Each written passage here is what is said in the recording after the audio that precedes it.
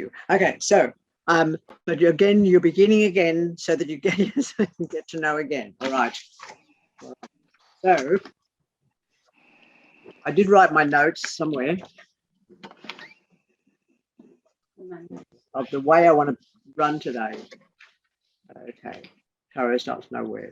All right, so some of this is maybe a little lengthy, me talking a lot. It is what it is. Okay. So I want to start, first of all, with the concept of the word tarot. Nobody knows where the word comes from. If you read 1,000 books, all of which told you where the word tarot came from, they'd have copied their information from somebody else. Just get that one straight first.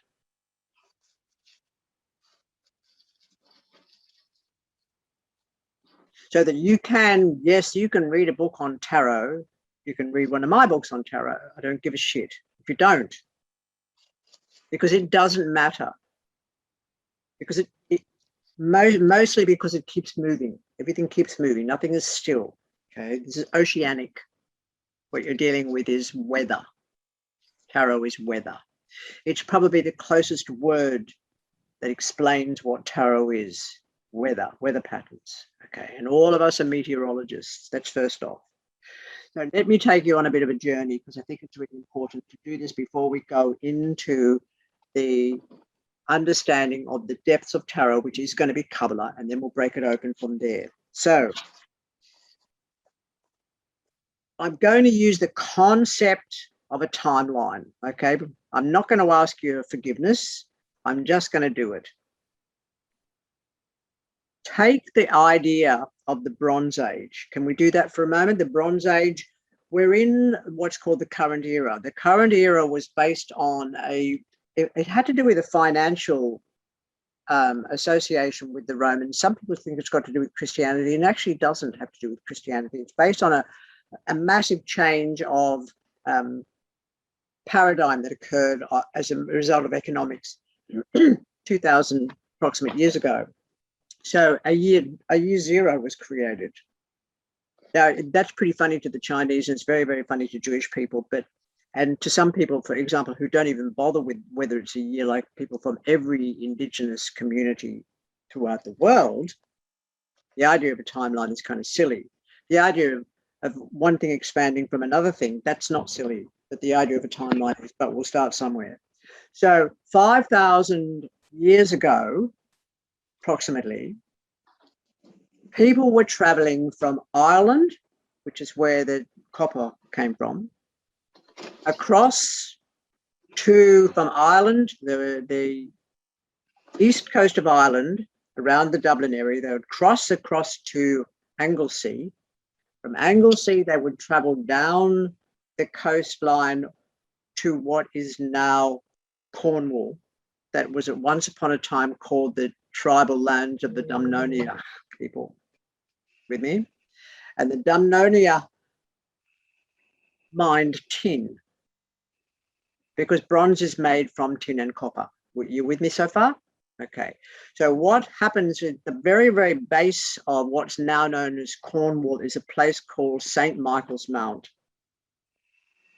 Just across the channel, which wasn't always there as a watery person, just across the channel is a place called Mont Saint-Michel. Same name, isn't it? Yes? Okay, cool. Mont Saint-Michel is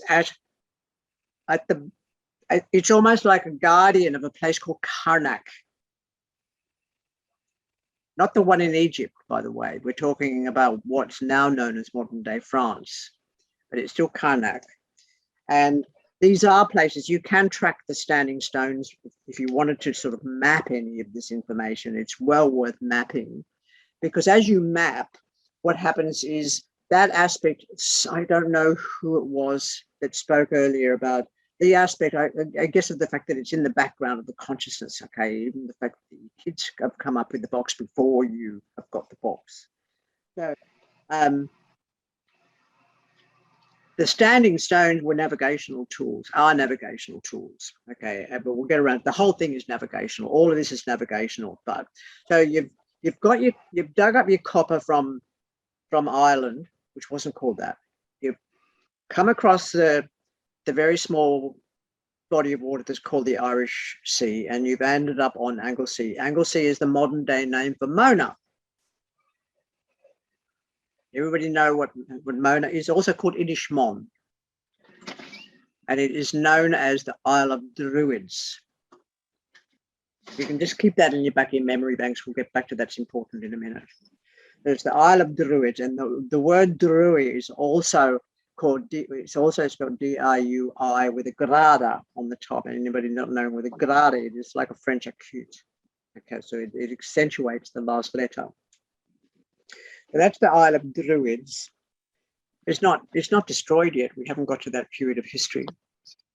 So from the Isle of Druids is the crossing across to the mainland of what's now called Britain, down to the place of the Dumnona tribe, which is where the tin is gathered. There's a bit of a parlay goes on there. Everybody has a bit of a party, gets together, hangs out for a little bit.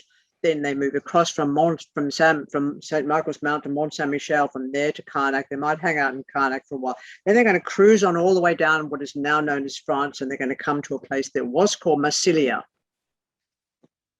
And nowadays it's called Marseille. Yes? From Marseille, they travel across, and in the meantime, there's lots of cafes and bazaars and wonderful things to barter and share. And from Massilia, they cross to Joppa. With me? And Joppa is the port that's not far away from Jerusalem. So we're in Palestine. Okay. From Joppa, they travel across land into Jerusalem. And Jerusalem is a gateway to the land of the Nabateans. And the land of the Nabateans, what's left of the land of the Nabateans, is nowadays called Petra, on the border of Jordan and what was once called Galilee, okay, near the Dead Sea. So you're on that border. Petra is an ancient city. It's called the Rose Red City, and it's built underground, and there were incredible aquifers, lots and lots of water, a very advanced group of people called the Nabateans, and it was a big hub of commerce. Am I boring you, Lee? You awake? You're just leaning back there, going to fucking daylight savings. Can't stand it. So from the land of the Nabateans, that would have been a major trade center. But the land of the Nabateans, which we'll get to why they were wiped out in a minute, went from there onto what's called the Old Silk Road. And from the Old Silk Road, you travel across land. You travel across what's called the roof of the world, which is Tibet. You also access China. You also access the Rush, which is called modern day Russia. You also access all the lands across the Bering Strait, and you can also access all the lands through to what's nowadays known as China. If you wanted to, of course, the Bering Strait's going to take you across to Alaska, which is going to take you down right through to South America and Peru, where you're going to get yourself a balsa wood raft, and you're going to head down through the Pacific Islands to Australia. So we organise with all that. What I'd like you to know is the Bronze Age lasted for an approximate, or so we know, approximate 2,000 years. Now, what happened around the year 65 BCE, and I can say around because these are just fucking calendar dates, around the year 65 BCE to around the year 53 of the Common Era, what occurred was that one little group of people, and I know there's a lot more, I can't just spread out across everything historically, so I'm going to stick with it a little bit. The Romans decided to bolster their financial base. To bolster their financial base, they had to take the Silk Road, you see. So they were quite determined. There was a lot of emperors, and the demise of those emperors is hilarious. If you want to ever look it up and you want to have a good laugh is what happens to every single emperor in Rome, because it's really fucking funny. Even their mothers murdered them. what they decided to do was to bolster their finances. And to bolster their finances, they've invaded 2 places simultaneously. One of them is Britain, the home of some of my ancestors, and the other place is Jerusalem. Okay, now let's just sit on this for a moment, because most people then get these blinkers, which you've got to be very careful with your blinkers, that in some way associates Jerusalem. Jerusalem is Yerushalem, or Yerushalom.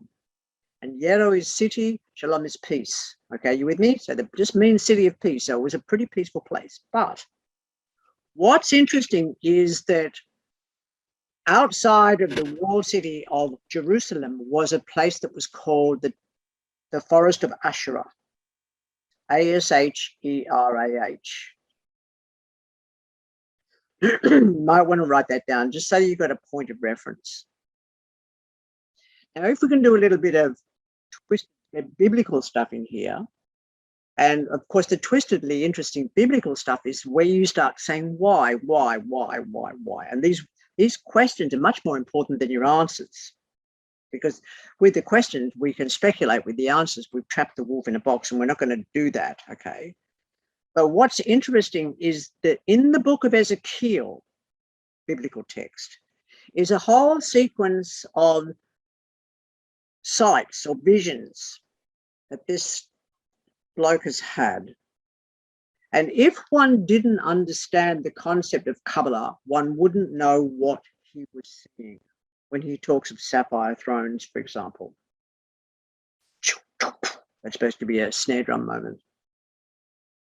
What he was visualizing was Kabbalah, was the process of certain things, certain colors, certain things that represent certain sephirah on the tree, blah, blah, blah.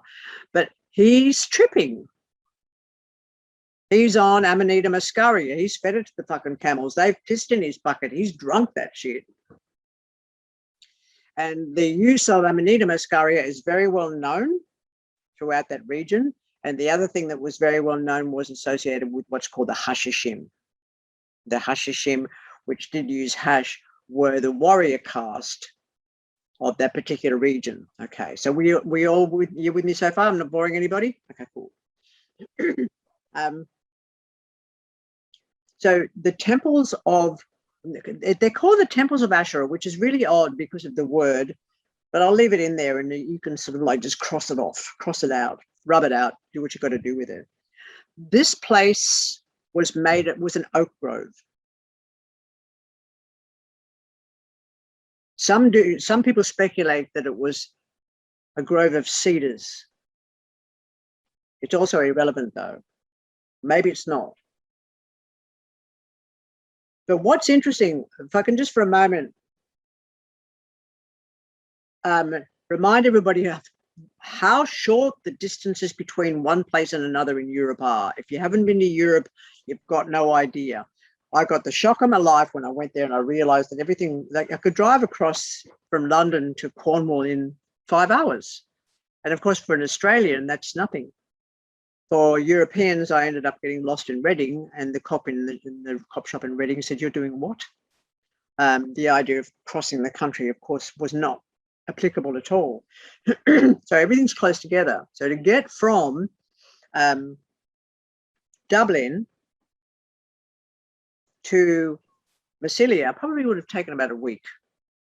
To get from Massilia to Joppa, Jerusalem, would have taken a couple of hours maybe, on a fast horse. What's interesting is the temples of Asherah, the Asherah Grove. So we're back to Ezekiel. Ezekiel, in his vision, I don't know his prominence. I don't know whether he was Sanhedrin, whether he was a Pharisee, where he fits in, but whatever it was, he had enough oomph to be able to gather an army together, because in his vision, God said to him, which was Yahweh said to him, look, go to the groves of Asherah and just slaughter every man, woman, and child that reveres life in the Asherah grove, please. So Asherah does. He gets an army together. He goes off and he kills every man, woman, and child who are associated with the forests. Now, we may not be talking about humans, bear that in mind. But we could be, what kind of decimation are we perhaps thinking about if we remove the concept of just people being involved in these stories? That's very important. It's like your box.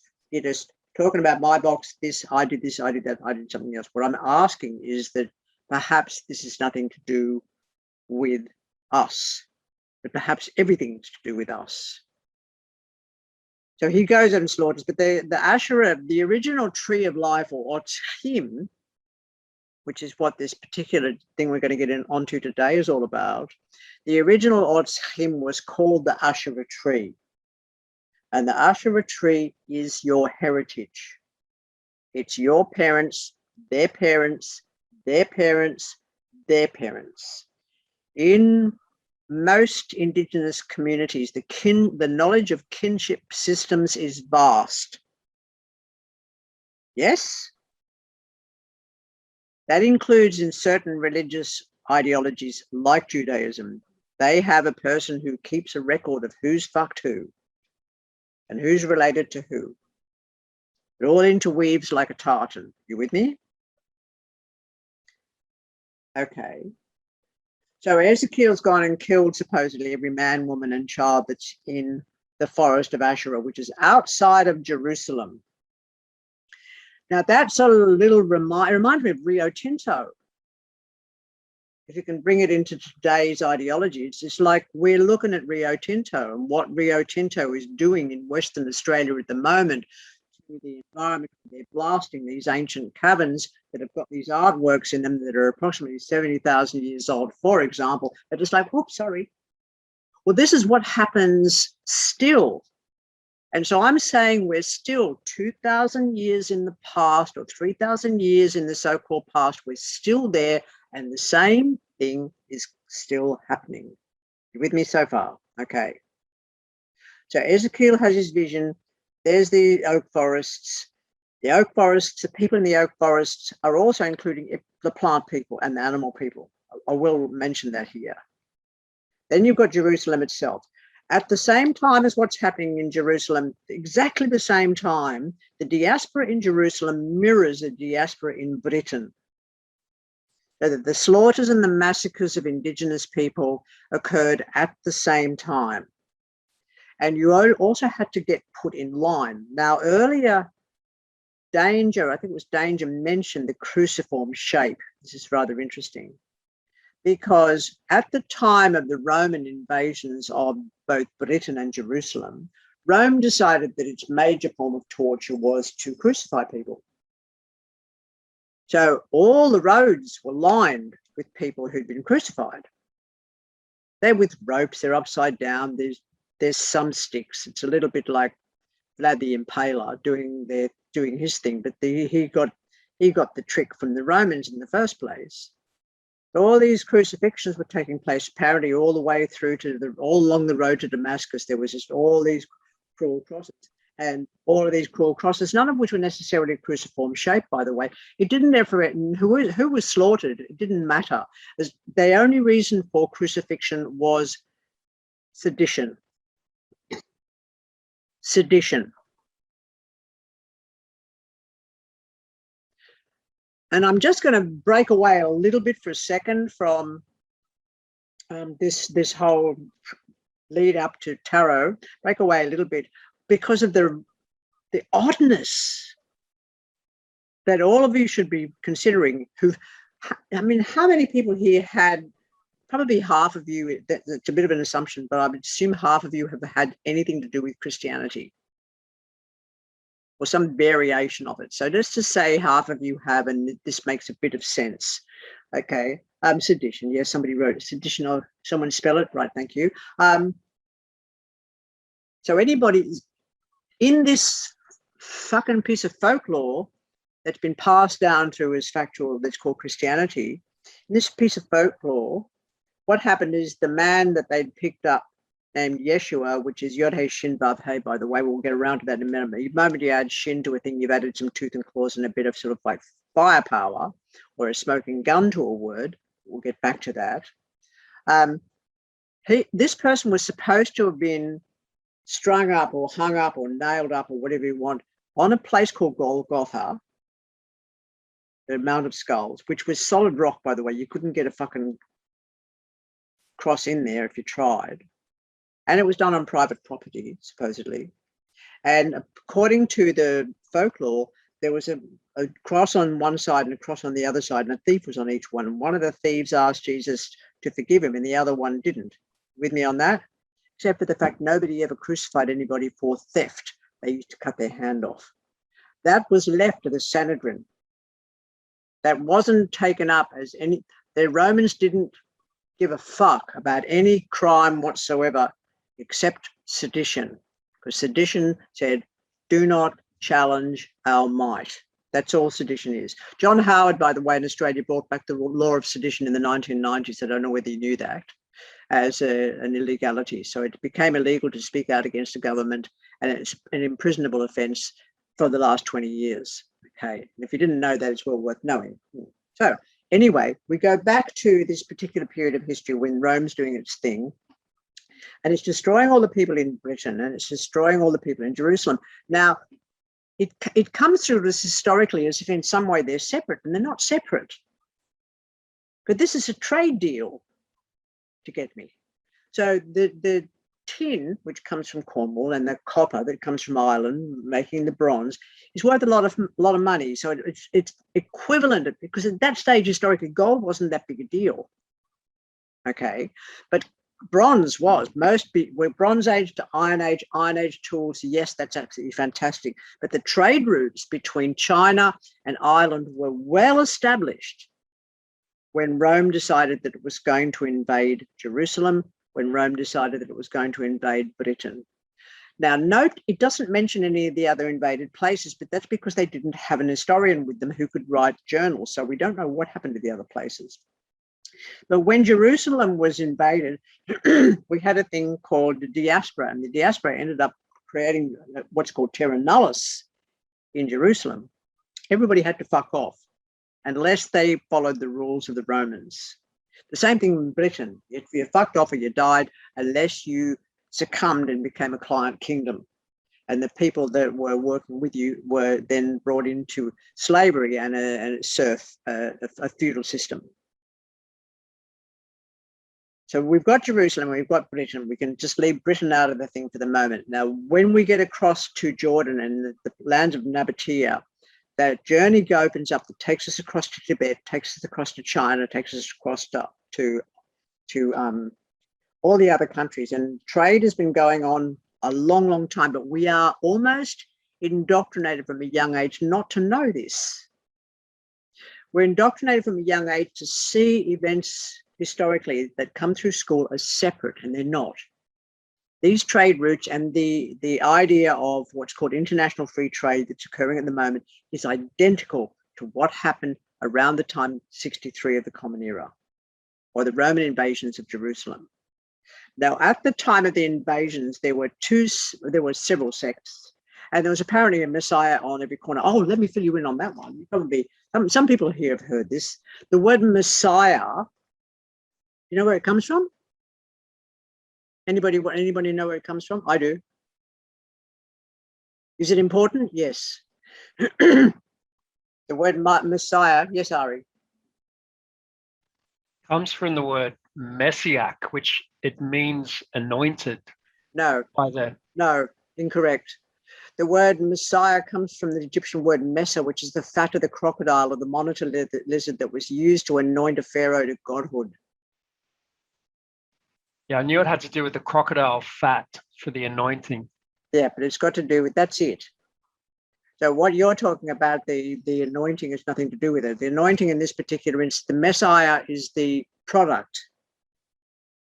The Christosing, which of course is the Greek word for anointing, that's where the word Christ comes from. Christosing, which is the anointing, that's different. It's not the same. That's a doing thing, not a noun. Can you spell the word that the Messiah? The Messiah is M-E-S-S-A-H, is the anglicization of that. Really doesn't matter. But it's the fat that was used. It's actually a monitor lizard, very large monitor lizard. And that was mixed in with things like spikenard that was worth a fucking fortune. Spikenard is lavender, French lavender. And the oil of spikenard was worth more than gold. And anybody wants to get a little off tangent here and look into the messianic legacies will notice that this is part of it, because the woman with the alabaster jar, who was supposedly Miriam Magdalena, anointed this man in preparation for his initiation. But that was a very common form of initiation, still used today. It's not old at all. Okay, but that's beside the point. That's a little to the side. But what's interesting is that the diaspora of Jerusalem sent the main protagonists in our story in two directions. One group ends up in the Greco-Roman environment of the Mediterranean in Europe, which is where the dominant Roman hegemony is, and the other group disappeared in Iberia, modern-day Spain. You with me? Okay. Mesa means inside in Greek, interestingly. It's not the same word, Artemis. Please don't do that. I'll just very momentarily, yeah, I just very momentarily go on. Be careful of word association like that, because it'll get you into trouble. Somebody said to me at one stage in time, Tara, which is the main seat of the Irish kings being anointed, is spelled Tara, and therefore the Egyptian influence. She tried to tell me, she's an Egyptian scholar, that part of the word was Ra, associated with the sun god. And I said it's spelled Temhair, stupid. So misinterpretations can occur. Mesa is different. It's the same as Mesa or Mesa in America, which of course is a ridgeline. Yeah, so won't go there. All right, back to the story. So people go in two directions. One of the group was called Paulists, and they ended up in the Greco-Roman era or environment, where the so-called deity, and we can get around to that later because that word's got to go as far as the idea of a Homo erectus has got to go, of any gender. There's no such thing. It's nothing to do with that. The so-called deity was Mithra. And Mithra, like Dionysus and like Osiris, was born in a stable to a virgin, or born in a cave to a virgin. Okay, so this is a very old theme. And the old theme in this particular instance is the cave or the stable is this absolute womb. And the idea of a virgin was owned by no man. That's what the word means in Greek.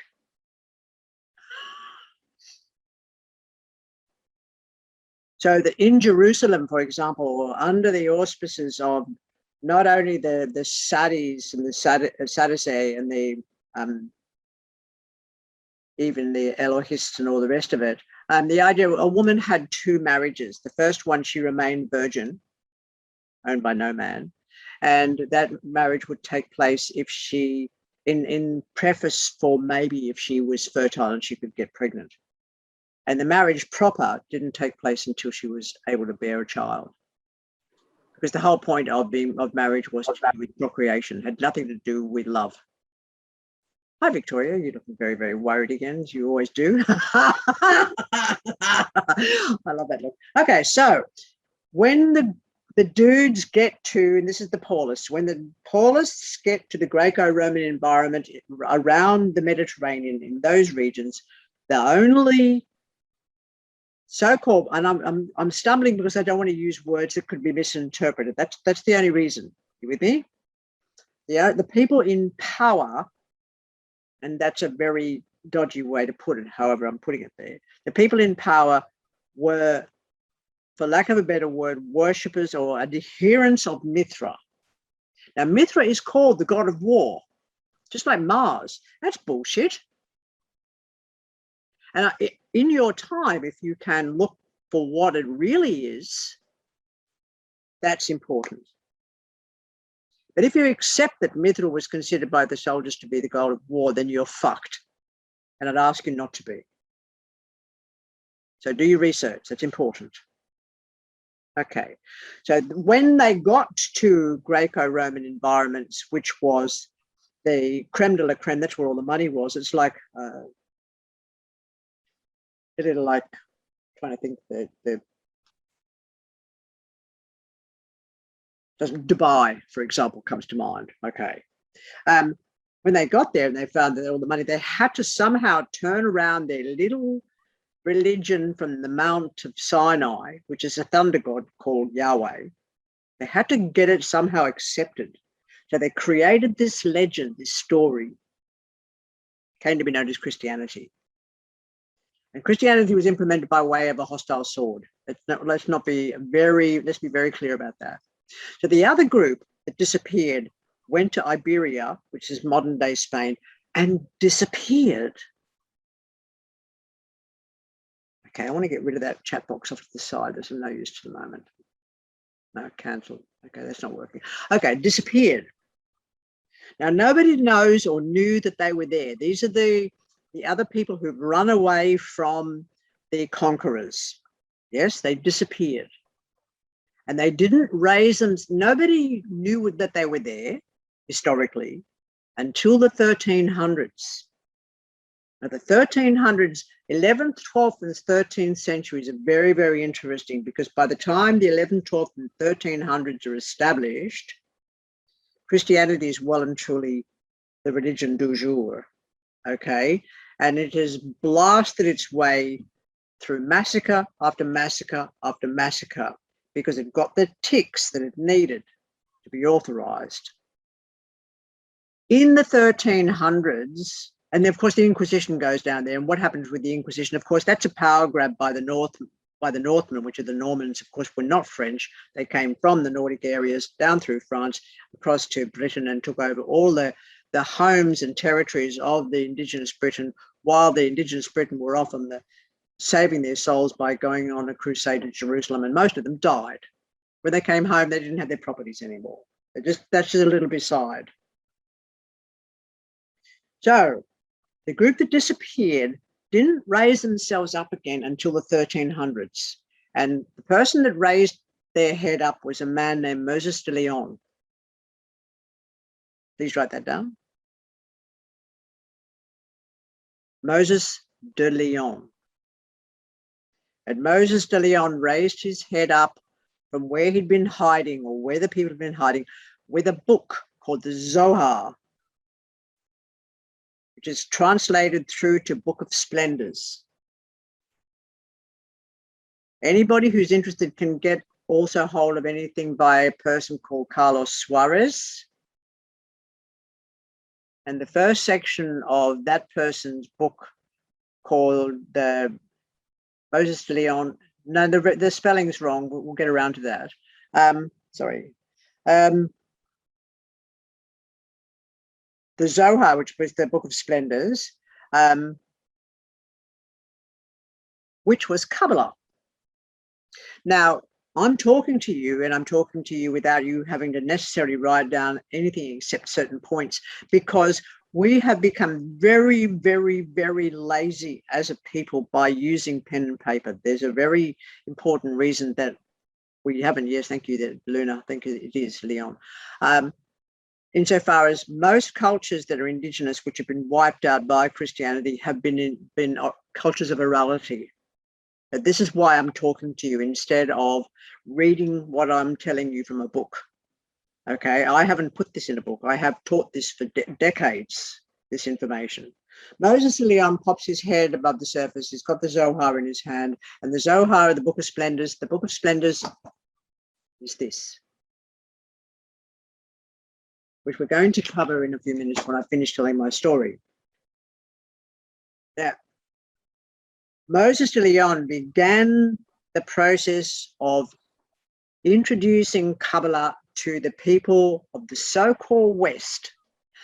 I want to hopefully tantalize you a little bit with this. The so-called West, which includes the Rosicrucians, the Masonic orders, all of the magical orders throughout the rest of Europe. That includes the understanding of architecture, the understanding of spatial reality and mathematics. All of this was introduced from Moses de Leon and his cohorts into the magical orders of Europe. And it's wound its way all the way through, of course, is the concept, which I'm not even going to get into today, but I could if I wanted to, of bloodlines. But the bloodline is the Asherah tree. So all these people get caught up in Bejan, Lincoln, and Lee, messianic legacies, and they get caught up in the whole Magdalenian conspiracy theories, etc. When they're not realizing what this theory and what this understanding is all about is the tree of life, is the Asherah tree that Ezekiel decided to destroy, that was associated specifically to the Druids. And I haven't got time today to go into the research that I've done that proves that the Druids and the people of the Asherah tree were having communication, except that several of the letters are very similar and the language is very similar. And that's what makes it odd. And that's what first started triggering my, I don't know, go back in 1982, the oddness of it started me researching and finding out what was the connection and understanding that the mysticism of the Asherah tree was a matrilineal lineage, because you always knew who your mother was, you never necessarily knew who your father was. In difference to a patrilineal lineage, which was that which was demanded by a Greco-Roman hegemony and also by the Sanhedrin. So the Sanhedrin hated women. And they didn't like women, for example, who wouldn't do what they were supposed to do. And that was lie down like Eve. Fuck Lilith. Lilith was going, get the fuck off me, you great big fat shit bag, and go fucking do something else. I'm busy here. I'm fishing in the Red Sea. Mind your own fucking business. But the word Eve, which is interesting because we have been recently just talking amongst us as a group about the so-called sin of Eve, which is still apparent today with the removal of children from their mothers if their mothers are single in many countries that I've just fought to get my freedom from. This goes back to apparently the sin of Eve. But did you know that the word Eve is the word Havah, H-A-V-A-H? Bearing in mind there are no vowels. H-A-V-A-H, write that down, please. Havah.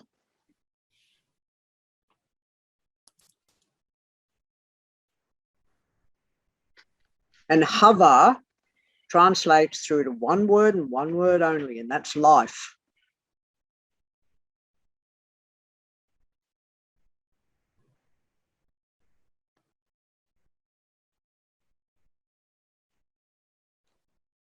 With me so far? You following some of this patterning that I'm looking at? Okay, the patterning doesn't stop there. The fascinating thing that I came across recently, you do realize, of course, that the biblical New Testament was translated by a prick calling himself King James of Scotland, who translated the Greco-Roman texts of the Pentateuch or the Torah into English, and he called what was excuse me, he called what was in the books paradise, he called paradise Eden. You know that? You following me so far? Eden. Do you know what Eden is? It's a fucking river between the Irish Sea and the North Sea that goes past Edinburgh, which is Edinburgh, by the way, is the same word as Dunedin.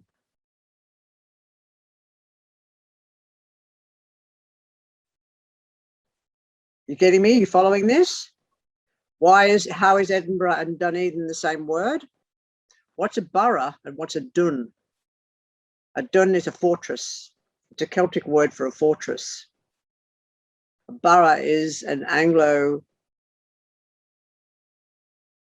so it's basically a Saxon word for a town. You with me? But both of them have the word Eden with them. So consequently, that fucked up bastard King James must have thought it was a pretty fucking wonderful river to name paradise after it, when he mistranslated the Pentateuch into the English Bible. He mistranslated all of it. I wanted to get this set up for you so that you understand that the system that I'm going to be teaching you or getting you to understand is not Jewish. The Jewish language came from Syriac, 22 letters, from Aleph through to Zayin. There's 22 letters. And this is where I've run into trouble with people that are purists and want to kill me because I'm teaching organic Kabbalah. Okay? It does not belong to anybody. There's no misappropriation here. This is just what Moses de Leon introduced to the West, and it is meant to be organic, and it has been set up to seem like a religious doctrinal system. So when you go online, if you're looking up Kabbalah, you're going to be finding everything to be like, oh, it's so fucking holy, it's so fucking this, it's so fucking that, it's so fucking spiritual, it's so fucking sacred. Get over it, it's not. It's the veins in your arms. It's your bloodline, you understand? Every forest of beans starts with one fucking bean seed. You with me? And so you sitting in front of me, Victoria, because you've got you square in the middle of the fucking page here in my screen, you began trillions and trillions and billions and trillions and trillions and trillions and billions and trillions and trillions of years ago. And you may have been recognized as a mammal 5 million years ago. It's still the same seed. Patterns in the seed. Yes? Seed keeps moving, forest to forest to forest to forest. Okay. What's that from Leah? Okay. Right. Thanks, Leah. Excellent. So the Asherah tree, which was first mentioned, interestingly enough, in Sumer, I can backtrack you a little bit. Let's go a little bit. You've got Sumer, you've got Babylon. From Babylon, you go into Jerusalem. From Jerusalem, you go into Europe. From Europe, you go into Australia and so on. But basically, there's Egypt in there as well. Very few people here are from the Middle East. That wouldn't be a problem. One of my dear friends is from Kabul. And he's got 2 degrees in quantum physics, and we have these long conversations about Kabbalah because he knows also that this is an organic system. But it's been claimed and turned into a religion. Religion is when you stop asking questions, when you give the actual facts and say, you can't think beyond this. You must accept this doctrine as the truth and not question it. You with me? So that all of this is questionable. You do your research. Teach me something I don't already know. I'm fine with that. I'm happy with that. That's interesting. But what's interesting is that when the Romans also went to Britain, what Suetonius Paulinus and his troops did was figure out that the rebels were living in the Welsh hills. And he couldn't work out at all, because, I mean, Claudius was a fuckwit. Everybody knows Claudius was a fuckwit. He couldn't work out how the rebels in the hills were getting fed. And then he worked out one day when it's those bastard druids on Mona. So we've got to go and kill them all. So Suetonius Paulinus and his troops, the 47th Legion, headed to Mona and burnt down the entire forest and anybody and everybody in it. And they murdered as many people as they could. Julius Caesar's crew tried to go there beforehand, but the Menai stopped them.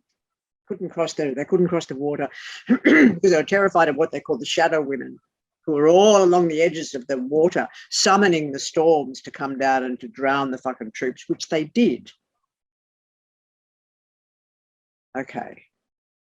So Kabbalah was originally called the Asherah tree.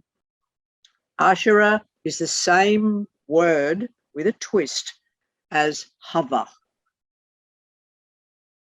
Because Asherah also means life.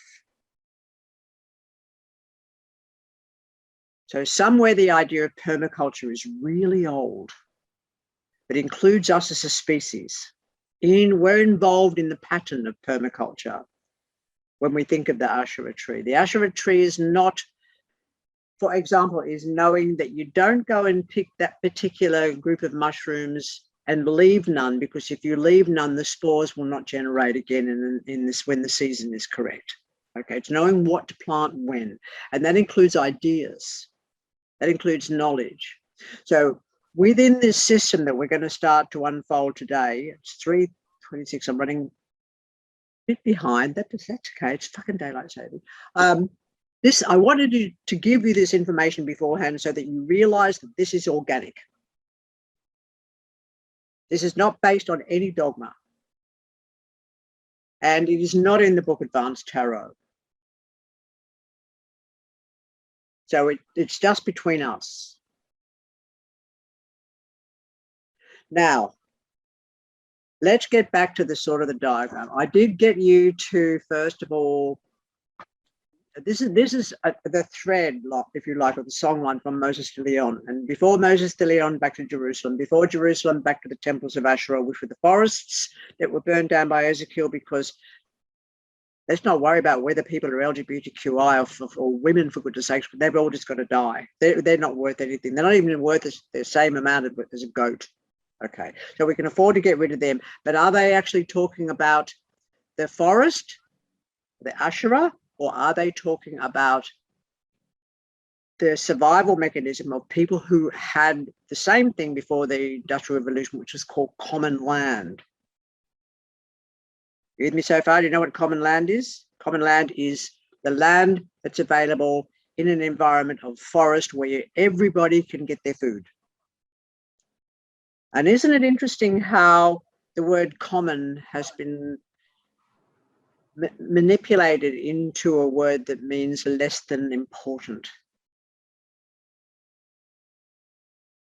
Just be aware that that's what happens with the language of the conquerors. They will get you to think within the stratosphere of the way they want you to think. And this is what school does to people. It gets you to think in a certain way only. It doesn't allow you to spread out in the forest and get to know the whole of the creatures. You've got to stick to the path in a schooling system.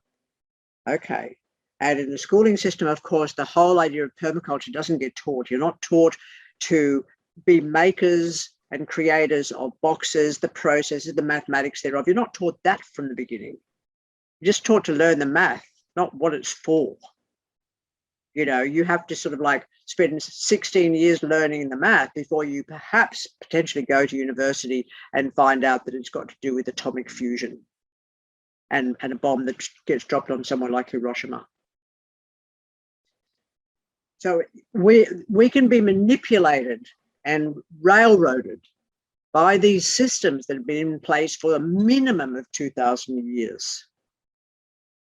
Yes, until you get out of your own fucking way and stop thinking you made the box. But the box in itself is a collaboration between you and life. A collaboration. I suggested a collaboration. Make a box. Okay. I didn't hold you up against a wall with a gun under your throat. Say or else. No threat inherent in it. I didn't give a shit if you made a box or not. I was interested in what you could feed me, what you could feed back, what you could feed to the group, what you could share around the group to get the whole group of all of us here interacting and interweaving in the patterns of recognition, yes, of possibilities, which is what tarot is.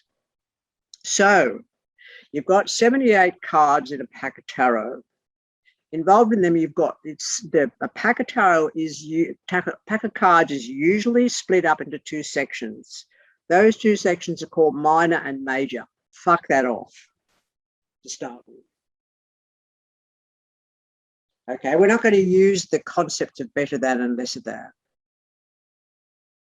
But there are a specific group of pictograms that are known as the major arcanum. Just know that. There's 22 of them. Yeah?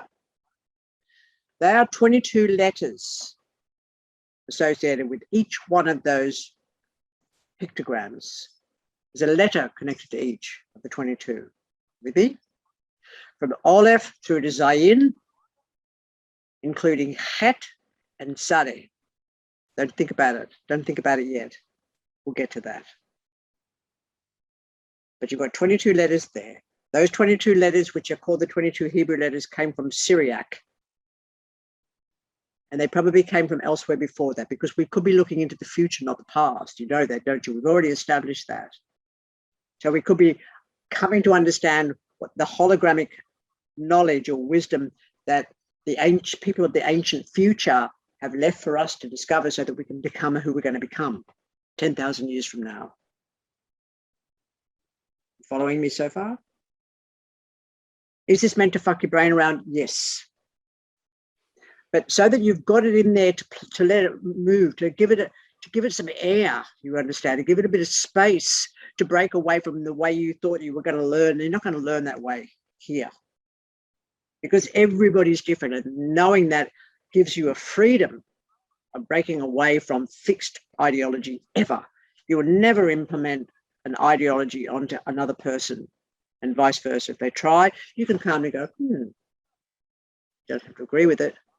And you also don't have to argue, because one of the things I learned a long time ago is if you're right, don't argue. Okay, you've got 22 letters. With this pattern, have you all drawn this pattern at some stage? You're going to need to. You're going to need to turn a page, please, and draw this pattern exactly sort of as it is now.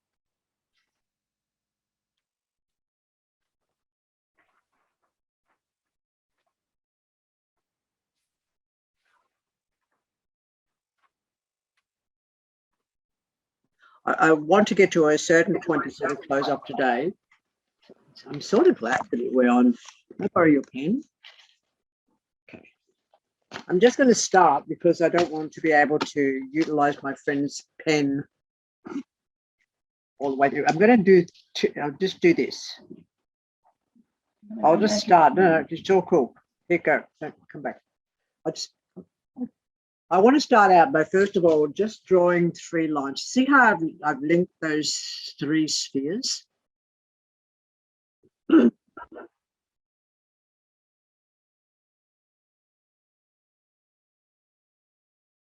So what I'd like you to do then is to link this sphere and that sphere.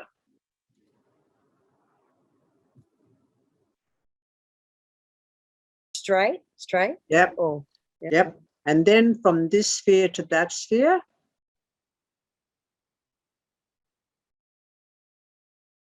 So I'll just.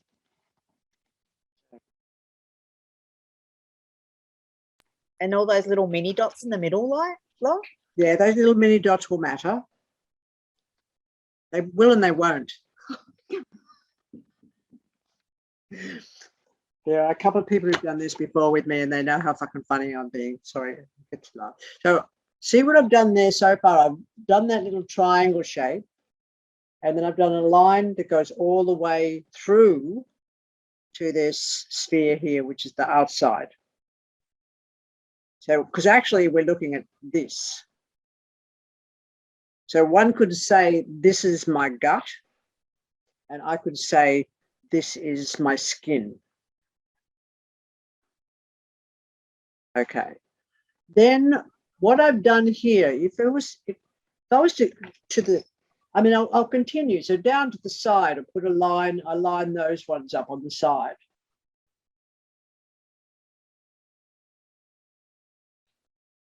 Still needing a pen? I can look at it now. Okay. And then when you've lined those ones up on the side, just bring the lines down to that little one there.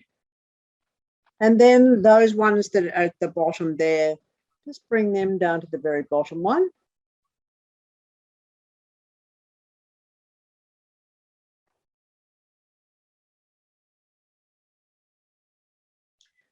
Okay, we're with me so far? Then you're going to draw a line from this little round circle to the one in the middle there. And from that little round circle to the one in the middle there. Then you're going to draw a line from that little round circle there to the one in the middle. And from that little round circle to the one in the middle. Then you're going to draw a line from that circle way up the top there to the one in the middle. And from that other one from way up the top there to the one in the middle. With me so far? Anybody having problems? No? Okay. Then you're going to draw a line across there. And then you're going to draw a line across there. Okay? But that's basically your pattern. Now, what I'd like you to do with those lines, if you wouldn't mind, is to count them.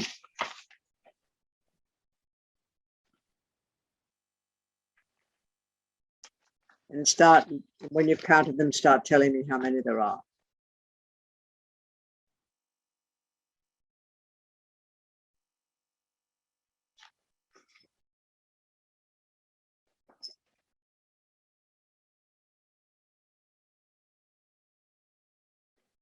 Thanks, Danger, yes. Thanks, Nishka, yes. Thanks, Ari, yes.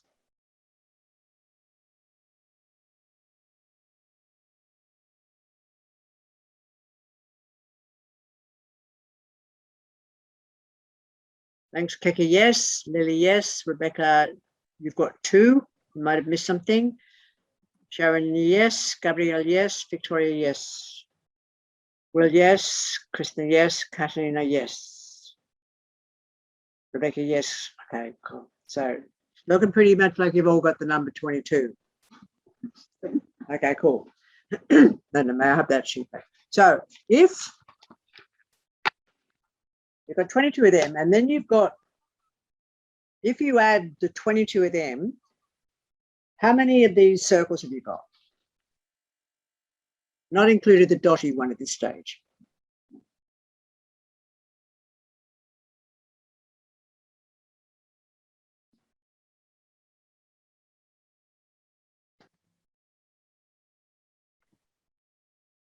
Ten, yep, 10, thank you, 10. 10, yep, good, 10, thank you. Okay, so if you add the 10 to the 22, you've got 32, yes? But if we add a little, the dotty one that's there and not there, it makes a 33rd one, yes? A potential 33rd one. Because it's dotty, it's not filled in, it's dotted. So it's 20 potential 33rd one. So what you've got, you're with me so far.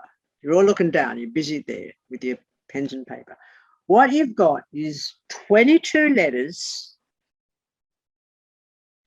attached to 10 Sephirot, which is 32, with a potential 11th Sephirot, which is that one that's dotted, which makes 33.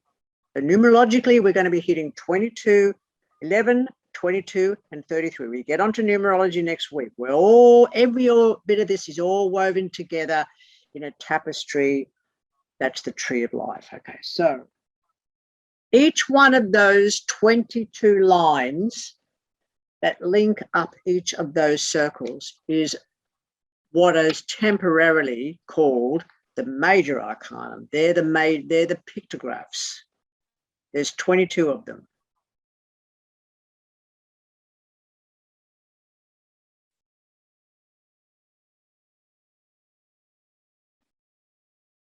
Now, there is one little extra bit to add to this before we get even further. We're going actually, because Ari, you've got the hold on the host, I actually can't type anything on the side, which you probably can do. So can you be ready with your typing skills? So this particular sphere here, which is my skin, is called Malkut. M-A-L-K-U-T-H. TH is pronounced T. Malkut, not Malkuth or Malkut. It's Malkut.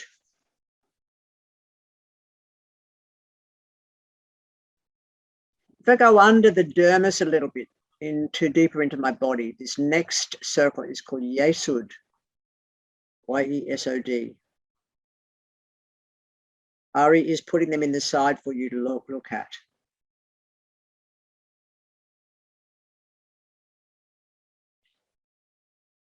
If I move in the direction of a snake, I'm going to serpent my way through this. I move up here through there into that next one across there on what seems to be the left. That's called Hod, H-O-D.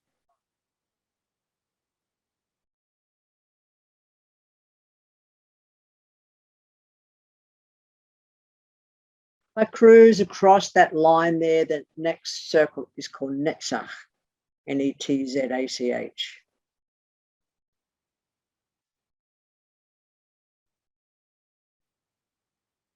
If I cruise up then through the middle one that I'm looking at in this particular instance, which could be my probably the best place is my duodenal cap.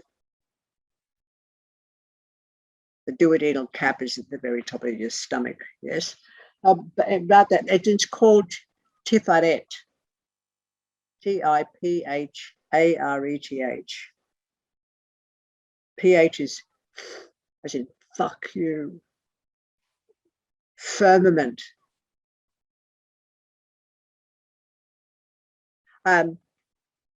Again, interestingly enough, even though it's spelled T-I-P-H-E-R-E-T-H, can you please make a note to yourself that the original T is not tet, T-E-T-H. It is actually tov, T-A-U.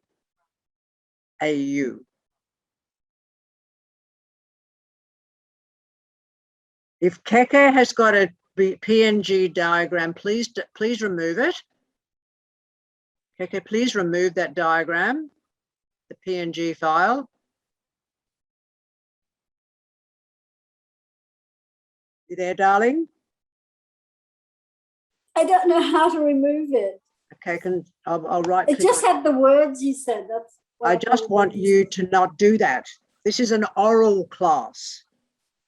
You are to learn this. If you go looking it up, you will get distracted. Please don't do that. Please do. Thank you. If it can be removed, please remove it. If there's any way of removing that, I don't know how. Okay. If anybody wants to look at it, they're free to do so. It's not my part. But anyway, where am I? So Tiferet, T-I-P-H-A-R-E-T-H, bearing in mind that there are no vowels. But the original letter that looks like a T is not tet, T-E-T-H. It is tov, T-A-U. And T-A-U pronounced tov is th. Yes? But it can also be pronounced t if it's at the beginning of a word. That gets a bit complicated at this stage. We can uncomplicate that with familiarity.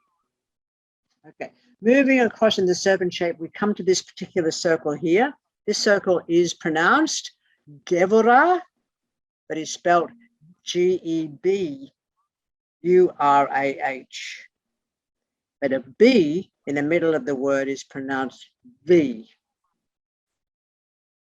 So it's Gevurah, Gevurah.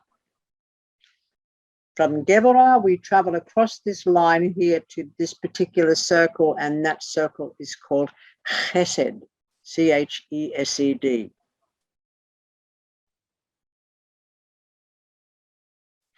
What you probably noticed so far, which I want to get a little bit, we've gone from here, we've followed this path to here, we followed that path to here, we followed that path to here, we followed that path to Tiferet, we followed that path to Gevurah, we followed that path to Chesed.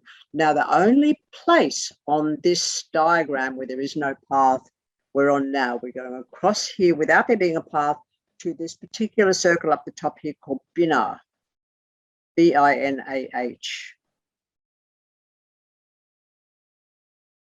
So that's the only part of this diagram that does not have one of those 22 paths. You with me? And this is going to be very important when we get around to prophecy, because this is where we are now, as far as recognizable history goes.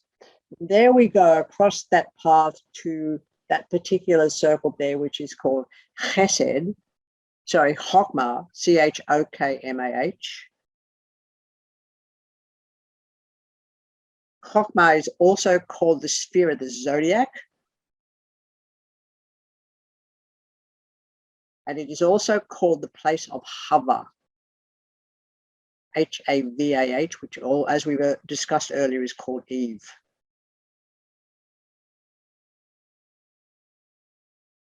Some of this is going to start making sense. It's going to start clicking into place. A couple of weeks, it starts clicking into place. We move across them, follow a path, and there, the very, very heart or the inside of the seed or the essence of the seed, and the essence of the seed is Keter. Kether.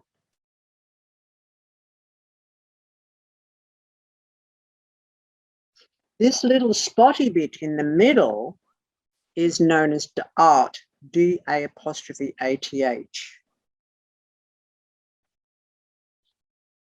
Da'at. D, it's up on the board there, D-A'-ath. And what the apostrophe is to make certain that you don't mistake the double A.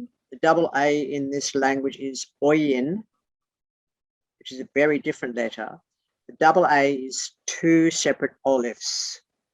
So this actually means, that last word, art, means first door, first earth. I hope I just blew your minds.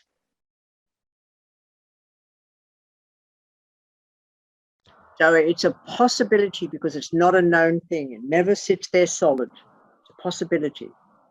Okay. Can you repeat that? Yes, Luna, it is. It's Dolet is door. Aleph is one or first. Aleph is one or first. Tov is th, which is earth, which is associated geometrically with the number 40.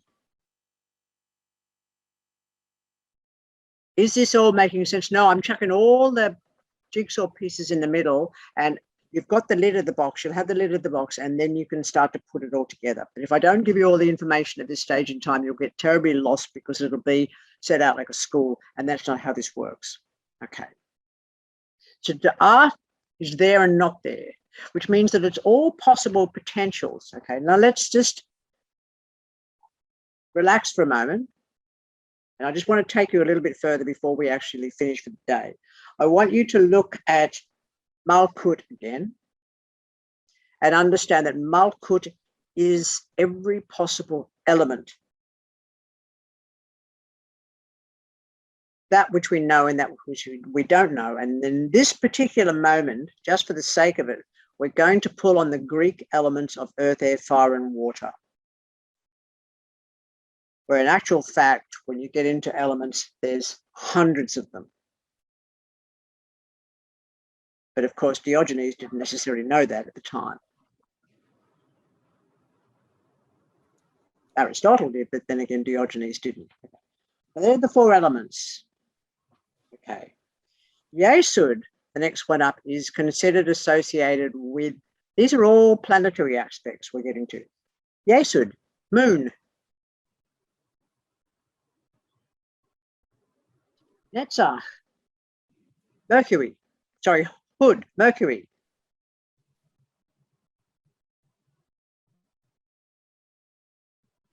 Netzach, Venus.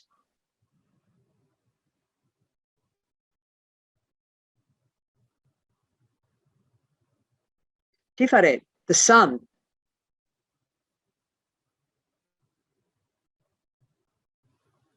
Gebra, Mars. Chesed, Jupiter. Binah, Saturn.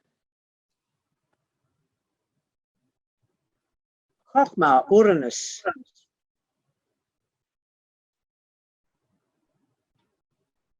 Keter, Neptune. And art is associated potentially with Pluto, both a planet and not one, there and not there, the furthest outer reaches of our solar system.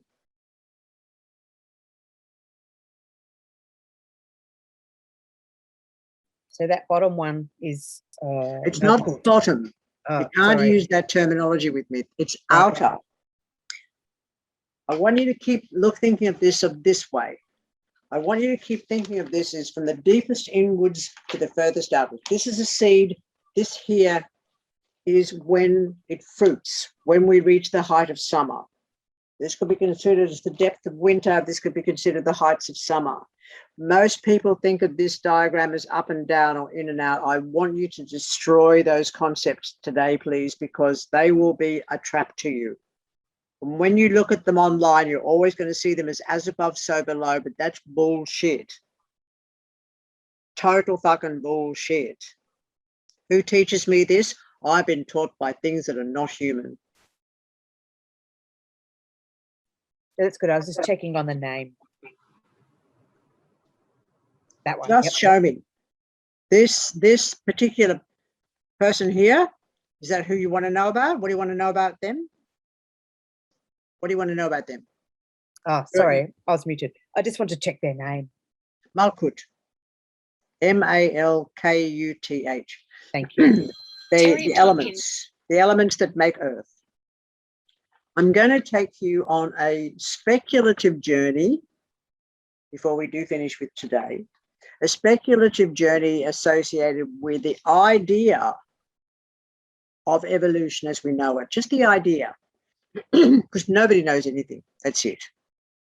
The idea of evolution is we have a big bang, everything goes in, light goes instantaneously everywhere, matter goes instantaneously everywhere within a split second afterwards. Sooner or later, things start to potentially form orbits around certain matters of fusion or fission, depending on which way you want to look at it. But let's call our star as sun, shall we? Which is Tiferet, the center of our so-called galaxy. Now, not only is Tiferet the center of our so-called galaxy, Tiferet is each of you. Tiferet is each of you, and around you go these experiences. Okay? Tiferet is the center of the matter that's being under discussion, and around it are all the potentials that can relate to that matter under discussion. None of them are fixed. They're just circulating around in their own orbits. Each of them has their own personality, just like everybody in this room. But tarot, in this particular instance, we could say is Tiferet, because Tiferet is using me to be a mouthpiece at the moment for tarot. Okay. So let's say that Earth forms around our solar star, and that this is here. This is this little puppy here. All the elements that make up life right here. The moon then starts to affect tides. The moon either comes into the orbit. Yes, you can look at the books of Ereshkigal. You can look at the different books that have come out of the Middle East. They're very, very exciting, some of them. Particularly the Sumerian material.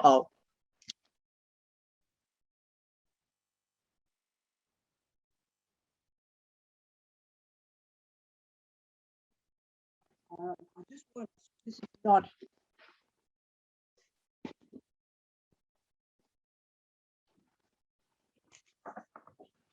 Anybody see that?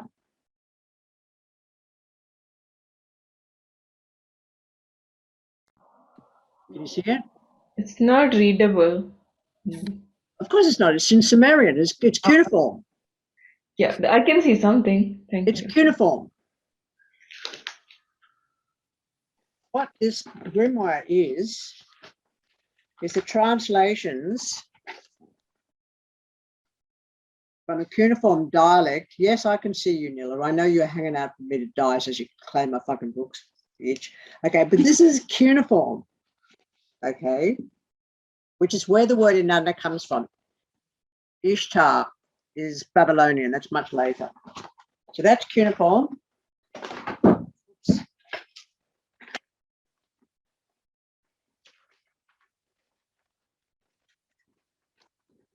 And there, if it became your destiny to do so,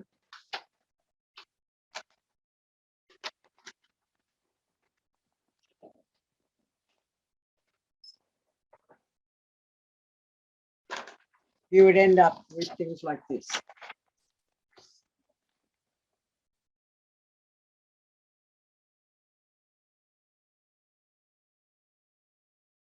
So that's not necessary for today, but it's just the explorations of some of the things that this leads to, which are not necessarily associated with tarot.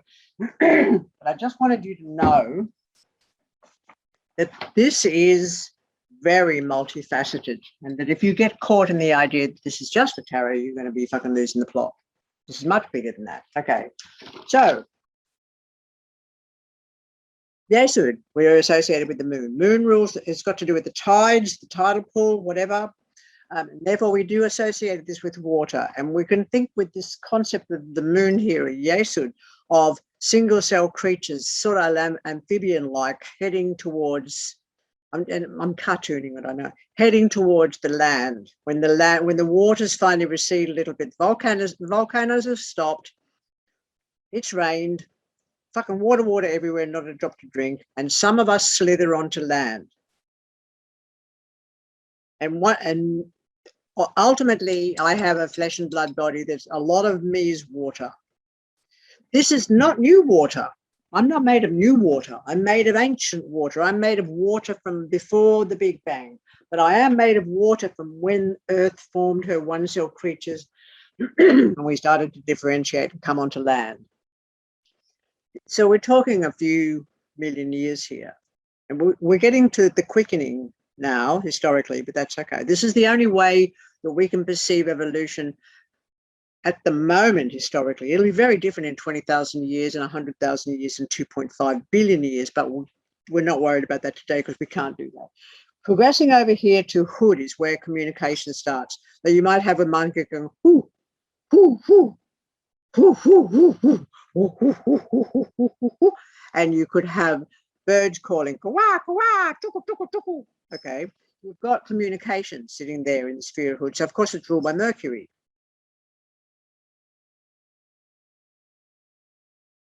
Can also be long and short journeys. It has been supposed by other people involved in this particular analysis as to represent the moment when we as a species harnessed or became befriended with fire. So you could think of the hearth fire or the campfire, or when the First Nation of this country, for example, clear a certain area with fire for regenerative processes. Where we got the knowledge from, that's another story. We'll get around to that. That's the art. That's fucking the art. That's right there where it comes from. Okay, because we get seeded all the time, but I won't go there. All right, let's move across there to Netzach. Netzach is associated with Venus. This is where a good fuck comes from. Let's procreate, shall we? Let's know that a labia is much more than what we maybe thought it was. This is the concept of conception, the idea of matrilineal associations in here.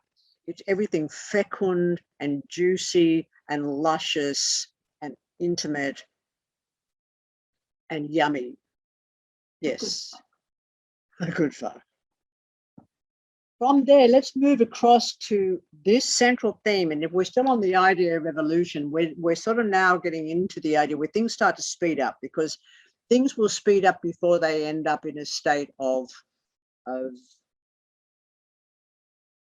or flatline. They'll speed up first. So this central theme is called, interestingly enough, by other people, and I'll use it here today, and you can play around with that, the sphere of the sacrificed gods.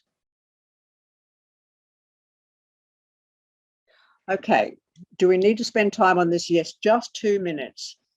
We mentioned earlier in week 1 the word God. I used it once or twice with you, and I didn't really give you much more information. There is a piece I'll put up on our Facebook page so that you can read it through and understand it. It's got nothing to do with the idea of a deity.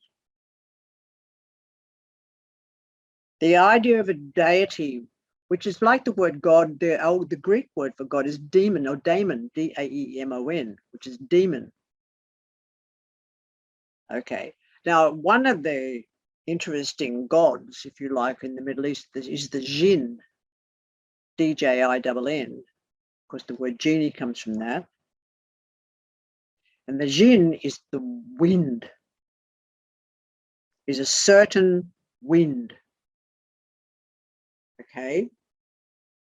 And when that certain wind comes, it can be like this wall of fucking sand coming, a wall. We've had them in Australia. We've had them lots of places. It's that huge dust wind that goes across to New Zealand, for example, to the mountains there and leaves a red stain all across the snow. That's called the jinn, D-J-I-N-N. How it's been translated, I could actually shit all over Jung and say Jung's responsible for this, for the humanization, but it's not. It's a lot of people. The human creation of images of deities into human looking. This is why Islam refuses or does not want to have images or even photographs, because they don't want a thought, a movement, a wild thing, a natural phenomenon to be trapped in the image of a man or a woman. Do you understand? And that's what happens. That's what's happened. And that's what's happened with a lot of the Abrahamic religions, is they have trapped the idea of wildness and certain points of weather and certain landmarks and certain way showers. They've trapped them into looking like, then calling them a god and a goddess and making them look like they were something we should bow down to. That's not what this is about. This is never what this is about. So Tufaylet is the season of the sacrifice gods is, for example, in the Middle East, which through necessity or whatever else, people started eating grass approximately 10,500 years ago. Nowadays they call it grain and they think it's good for you, but we're the only mammal who eats grass. Fucking it's not good for us. But at the end of every cycle or season of growth, people then started harvesting the corn, harvesting the maize, harvesting, and when that harvest was called the sacrifice of a deity, because if it's come to fruition, it's come to its fulfillment, and then you cut it down. Whoever thought of that is, I mean, it makes me cross, but still, that's just personal. So one dude here in the era when starvation must have ravaged the Middle East and the grain's been cut down, one dude has gone, I'm going to I've got a bit of surplus, I'm going to lock it up. So that person locks up the surplus, and the following year when the starvation is still going on, the people in the village come and say, hey, can you just feed us now? And the person goes, pay me the first banks. The first banks. And the first concept of hierarchy starts right here. The idea of better than or lesser than. If I've got more money than you, I'm better than you. You're just common. Just like we used to call land or Mother Earth. Okay, so this bastard's locked up the grain. Everybody else is going hungry, but this person likes the feeling that happens when you achieve something. But in this particular instance, the achievement is a sense of power over. You with me? That sense of power over requires an army. Devara. Planetary association is Mars. But the concept of army is really, really modern, because prior to that, the truer relationship of Mars to this particular instance is the baboon.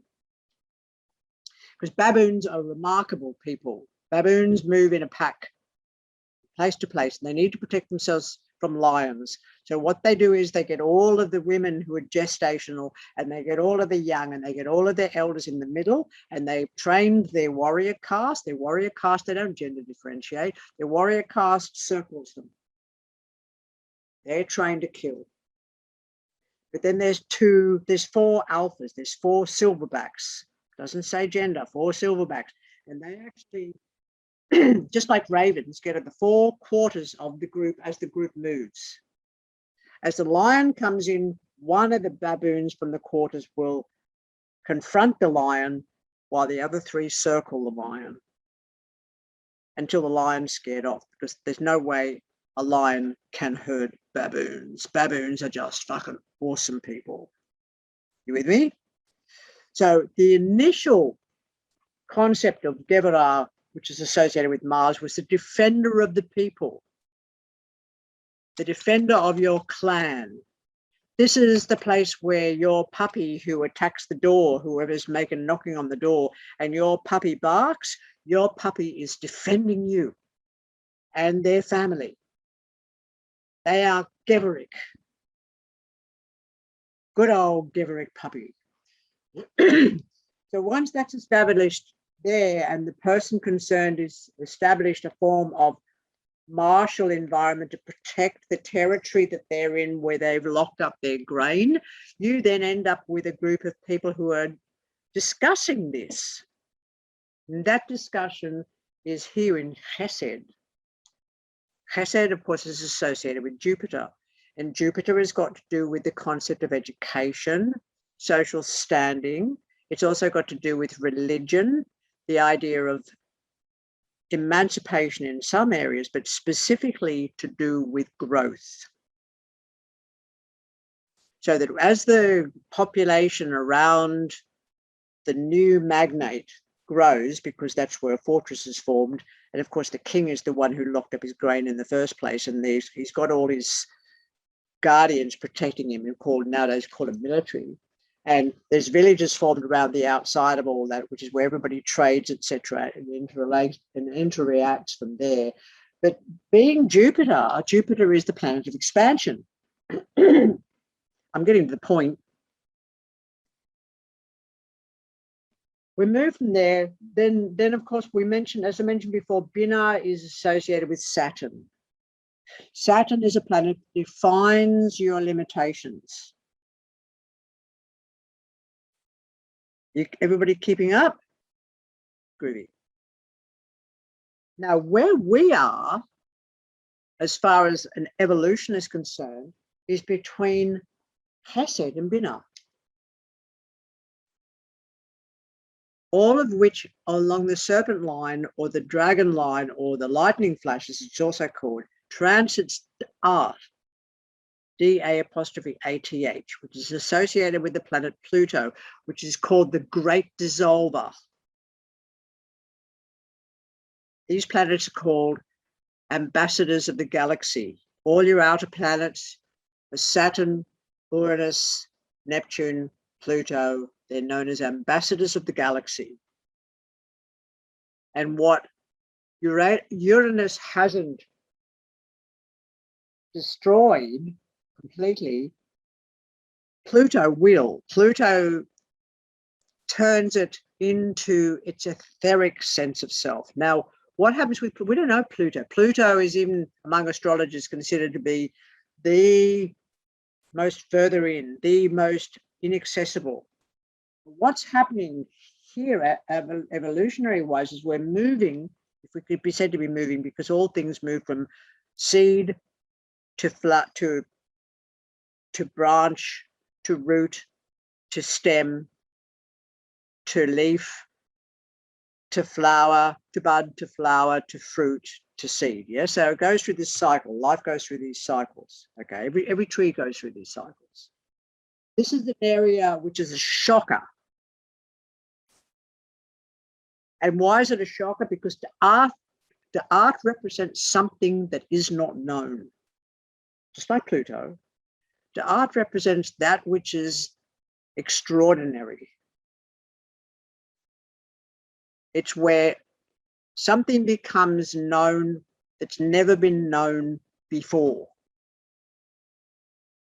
Okay. So who here was born before 1940? Anybody? Didn't think so. Okay. So we'll just stick with the fact that we're a certain generation in a sea of shifting baseline syndrome, which we did talk about last week, so you know what that is. Jupiter is a planet of expansion. What do we know about our society?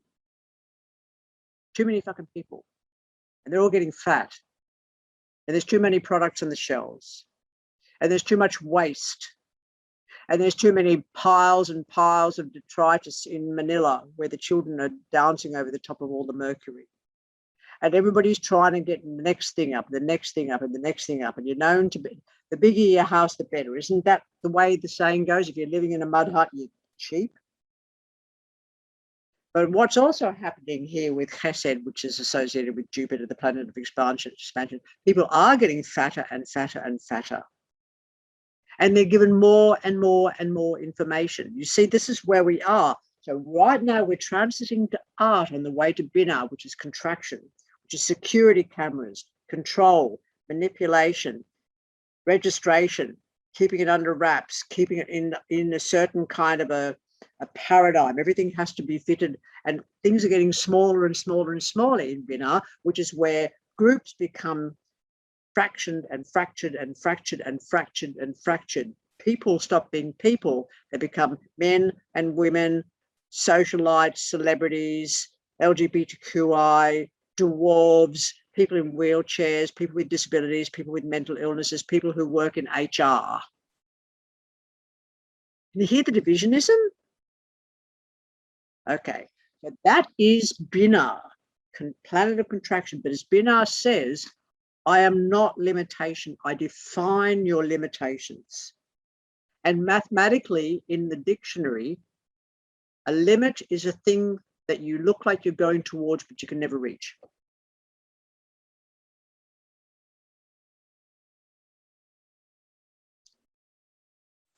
An athlete, for example, who's seeking to go 1 second faster when they do a sprint that has ever been done before. Okay, so evolutionary wise, that's where we are. Contractions, you could call these safes. You know, is where you close everything and you shut the fucking prison door. But then something comes like a fucking rocket from art, and it's COVID, people. In your lifetime, this is meant to be. This is natural. This is what generates the tree. This is the quickening. And we are experiencing that now. I am super excited. This is why all the hyperbole that's occurring across media is completely irrelevant. Vaccinated or non-vaccinated is completely irrelevant. It's how we really focus ourselves through this process. This process could last 2.5 million years. This process could last another 10,500 years. We don't know when the next generation of people are that will experience thalidomide, that will experience the 1919 Spanish flu, for example. We don't know the next experience of the so-called Black Plague. These are all art. So these could all, you could, if you wanted to, if you had 10 lifetimes, sit down and with what you know of history, write down the number of regenerations that have occurred historically.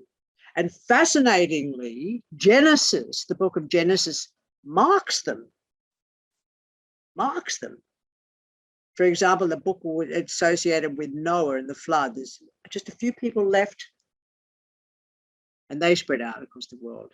Eden with Adam and Eve, just a few people left and they spread out across the world. The idea of Sodom and Gomorrah, you've got a few people left and they got spread out. What each of these stories does is say, when it gets too big, life will make it smaller. And we begin again. Now, this is what happens when you theoretically fall as a fruit from your father's tree. You seem smaller. When you start to learn anything, it seems overwhelming.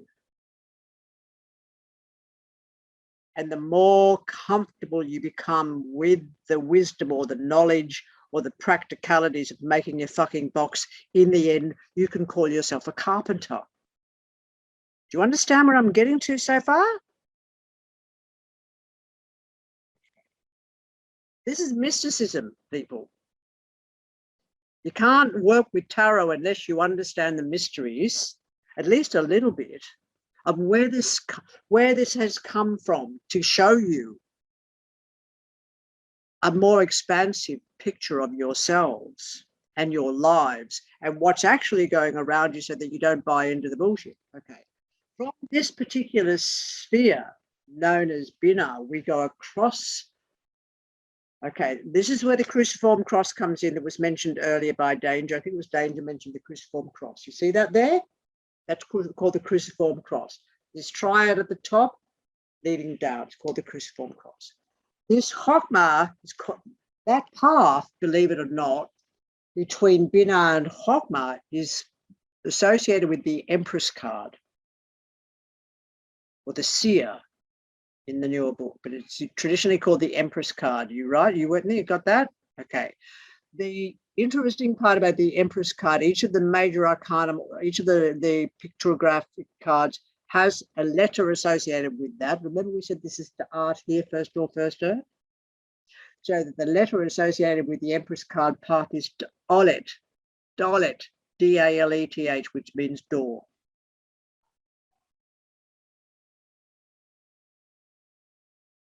It's an Empress card, fecundity, sensuality, eating really nourishing food, licking the salt off somebody's body, patting a horse. All of that is associated with Venus and the Empress card. Yes. So that particular line there is also associated with Binah, with Netzach, this little circle here that's connected with Venus, and the same thing of sensuality and eroticism and beauty. And that can be a vast old growth forest, a savanna. Yes, it could also be the skin you've spun off of a fox and used for your children's hands, as they do in Mongolia with the eagles. So that sphere there, which is Chokmah, it's associated with Uranus, and that's called the sphere of the zodiac. I think it was Crosby, Stills, Nash and Young. How's that for dragging it out of the fucking archive somewhere? Crosby, Stills, Nash and Young wrote a song called After the Gold Rush. Anybody remember that song? If not, have a little listen. The song itself is symbolic of Neil that Young. journey. It was Neil Young that did that one. Flying Mother Nature's silver seed to a new home. Okay, so I am one person who knows that there is great joy in what's happening. In the midst of devastation is always the expansion into the next phase through the recognition and acknowledgement of what's actually happening. We don't move if we think of it as just man-made. We don't move if we think that somebody like fucking George Bush or whatever has got all the power. We don't move. We don't understand the groundswell. The groundswell is the imminence of this whole thing. The continuous imminence, this vast forest of this whole thing. Then what happens come this area Keter, which is associated with Neptune? Fucking nobody knows. I don't know. Nobody knows. You can have read about Neptune and think you fucking know, but unless you've actually lived through the evolutionary process, you're not going to know. It's all guesswork. Now, once we look at all this, I'll get you to do something. We're going to just finish off with you starting to do something else again. With borrowing the pen. Okay, so I'll leave that to the side for a moment. We'll come back to this before we finish.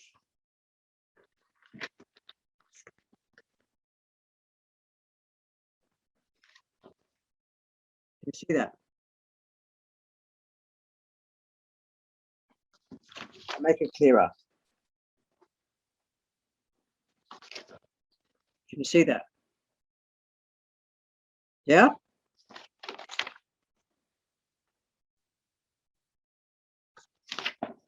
Can you see that? Okay, I'm just going to do something else. I'm just going to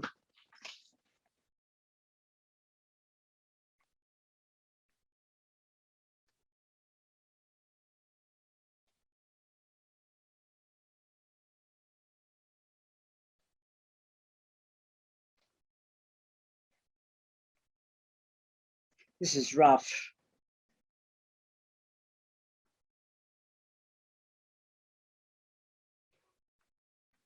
So I kind of did a little one there, yeah? Yeah, okay, so I'm going to take any circle.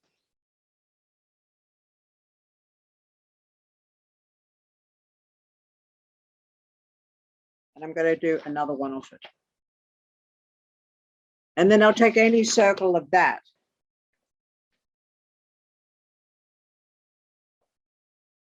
And I'll do another one off it. Okay.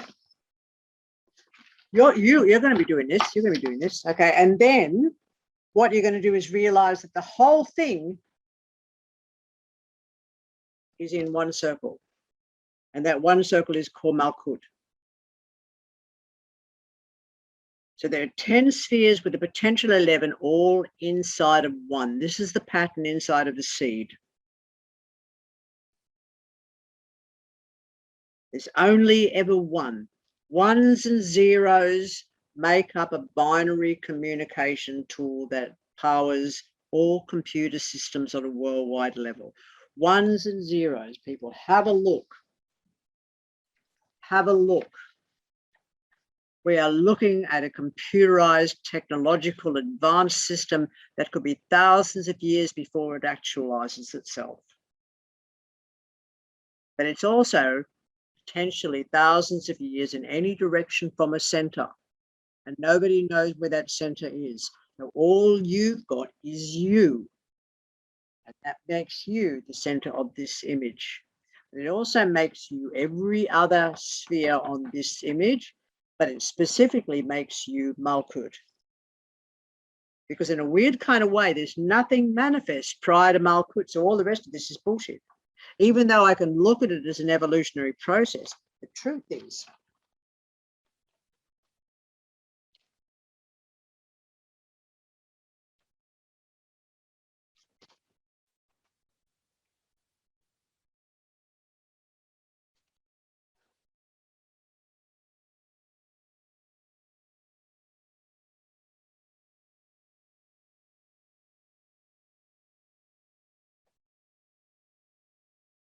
I'm still here. I'm just writing and the fucking computer's telling me what I should and shouldn't do.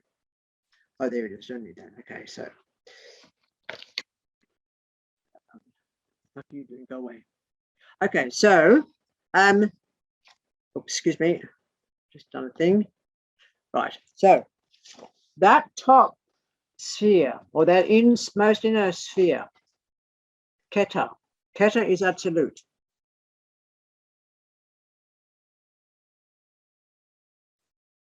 Keta is absolute. A-T-Z-I-L-U-T-H. This is what we worked on last week. Yeah, Keta is absolute. A-T-Z-U-L-I-L-U-T-H. Yeah? This whole central area here is yet the absolute. Keta, Bina, and Chokmah form Braya. B-R-I-A-H. Remember that?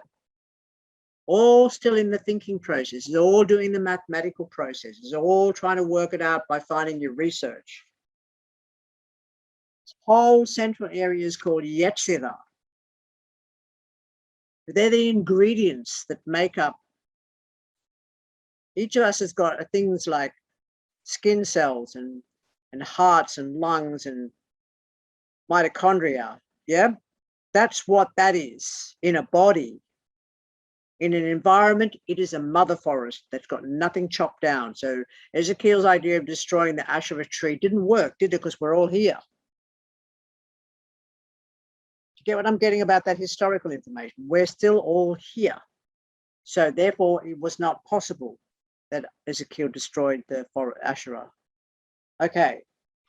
This one here, the most outer aspect of this is a sire, which is also / Malkut, because it's the only place anything is manifest. This is when the seed sprouts those first 2 little leaves and the first tiny little threads of roots. It's when the seed cracks open a little bit to show that there's nothing inside except forever. Nothing except forever.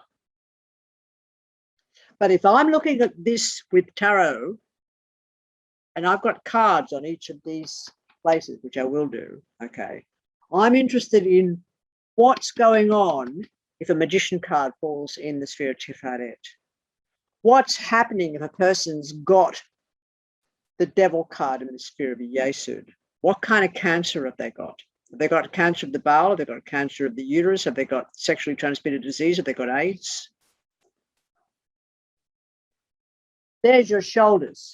There's your head. There's your throat. There's your gut. There's your genitals. There's your fucking knees and feet. This is called the body of Adam Kadmon. We mentioned this last week. The body of Adam Kadmon, that's this. And there are also 3 aspects. When we look at the body, this top section, which is going to be, we're almost finished for the day. I'm fucking running out of steam. This top section is called the Neshama, Neschamah. Where's Ari? Thank you, Ari. This entire middle section includes part of Yesud, not all of it. I'll leave you to speculate whether it's the bottom or the top, or maybe just a consideration of Yesud. It's called the Ruach, R-U-A-C-H.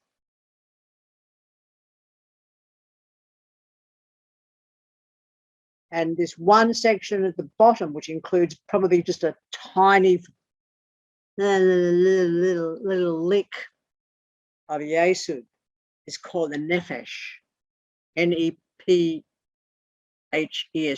Nefesh. Together, that forms the body of Adam, or the eternal tribe. We said this, we told you last week what that's called. The eternal tribe, Adam Kadmon, is red earth, the eternal tribe. Knowing this first, before you go putting fucking cards on the top of it, is meant to open this up. Each of these here is also associated with a number, but the numbers could be anywhere. For the sake of what we're going to do next week, which is part of this, of numerology, for the sake of it, we're going to say that Malkut is number 1. Yesud is number 2. Hud is 3. Netzach is 4. Tiferet is 5. Geburah is 6. Hesed is 7. Binah is 8. Chokhmah is 9. Keter is 10. And art is a speculative 11. A speculative 11, because we don't know everything. No matter what we think we know, we don't know everything. So when we get on to doing numerology, you are going to need all this. You are also going to need it when you're working. I call this map in the newer book the Stargate, because most people call it the tree of life, and when they call it the tree of life, they just see it as up and down. They fuck up every time, every which way you look, all over the internet. Have a look this week. Now, Kabbalah is spelled in several different ways. It's C-A-B-A-L-A. Call you in, Ari, to write these down. Kabbalah. K-A-B-A-L-A.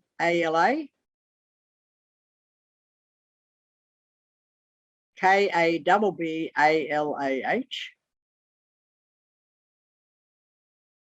Q-B-L-H.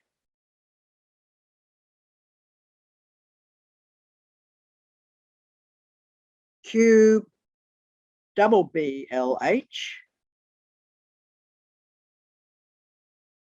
Q-A-B-B-A-L-A-H.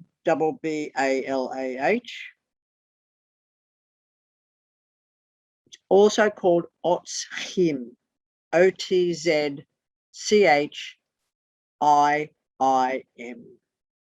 double I. Thank you. So any which one of them you go looking up, you're going to find something deeply occidentally religious and outrageously limiting. But we are talking about systems that want to control other systems. And it's actually silly. It's so silly. There's nothing and anybody can control anything. This is why the idea of making a box, so that you could come to the conclusion or the understanding that the box is making you, or each part of the box is coming together collaboratively for a reciprocal community gathering. If we place anything in a state of being more important than any other thing, and by the way, the word thing is a Nordic word that means a gathering of warriors. I think you ought to know that about any word, that any expression called with TH in it. This is why in Ireland, for example, which was never conquered by the Norse people, the person will go, I'm talking about me toot. And I'm going, what? Me toot, me teat. Me teat are giving me a hard time. My friend Helen in Galway. And I said, I don't know what you're talking about. She said, me teat. Because an unconquered people can't say TH. For example, certain Londoners will say bothered and thing. And we put them down. We go, you arrogant, you fucking losers, you undignified plebeians, whatever. You can't say thing. Just means they haven't been conquered. Because our glottis works through the connectedness it's got with the weaving of many languages. It works. It won't work properly if we haven't got them, but it will work differently with people who haven't been conquered. Therefore, anybody who speaks a second language besides the language which is your so-called native language, kudos. But this is where we're going to stop this week, because it's getting a bit on the late side. Any questions you've got, please let me know. One other thing that I'd like you to imagine. This is very significant. Absolute, we could also call number one. Because if you wanted to, you could screw this up in a fucking ball and throw it for your cat. It actually needs to be.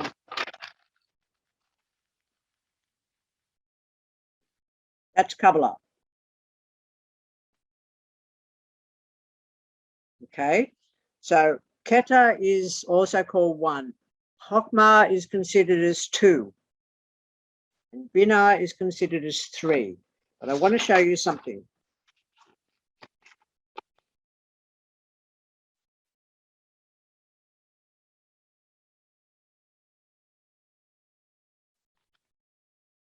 That's one.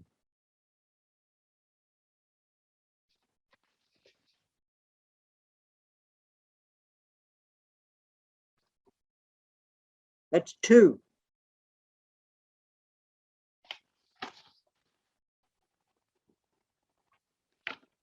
When it becomes a closed system, it becomes life. Life is possible because life is not possible until a system closes back in on itself. So one is energetic, two is energetic only, but when a third factor is involved, you have life. And that could be a human infant, or it could be a vast galaxy. You with me? And that's called neshama on the tree. So that involves Binah and Chokmah, and Keta, yes? Just so you know. Because when we get into shapes, and you've got a lot of fours in your chart, if you've got a lot of fours in your chart next week and you see this box, you're going to wonder whether or not it traps you or whether it supports you. Because if it supports you, it's the strongest fucking thing ever. If it traps you, it's because you're caught in dogma. We've got a lot to cover next week. That's all we've got time for today, people. Any questions at the end of the day? Any quick questions? We've got 5 minutes for questions. You'll post it up as soon as you can, so I What? can go over it. Yeah, and can we Obviously. have access to the site too? Some of us aren't on your Facebook site. for None this of book. this is the difficulty with this is why we call it, I apologize, but this is why we call it the advanced tarot class. Okay, because you can't get this from books. You can't get it from books. I never learned this from books. I came close to writing it in the first book, tarot book, and the second one, advanced tarot, but it's not in any book. This is an oral learning. You're supposed to remember. I think she meant in the video. Can we look at it again? That's all. Yeah, when I'm going to put the yeah, video up for the week. unedited though. It's Unedited. fine. I'm just It's going to fuck fine. it up. There. Yeah, Not gonna fucking that's great. I love do it. anything. And Yeah. could some of us have access to the Facebook site? Because I think a lot of us are not on it as yet. Okay, I don't know why you're not, but it's like, just let me know. Just send me a private message, and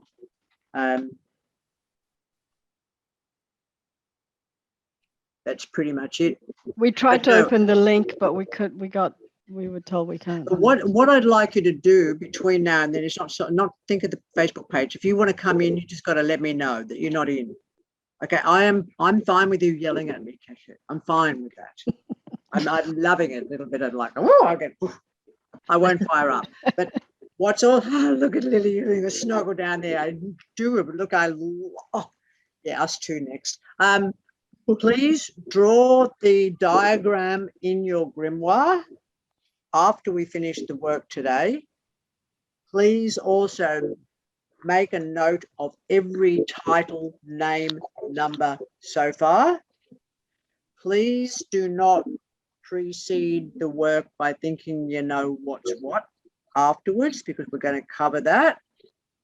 Yeah, just one thing at a time, and just suck the fuck out of every single bit each week, because when we get around to tarot, this will have worked itself through your system.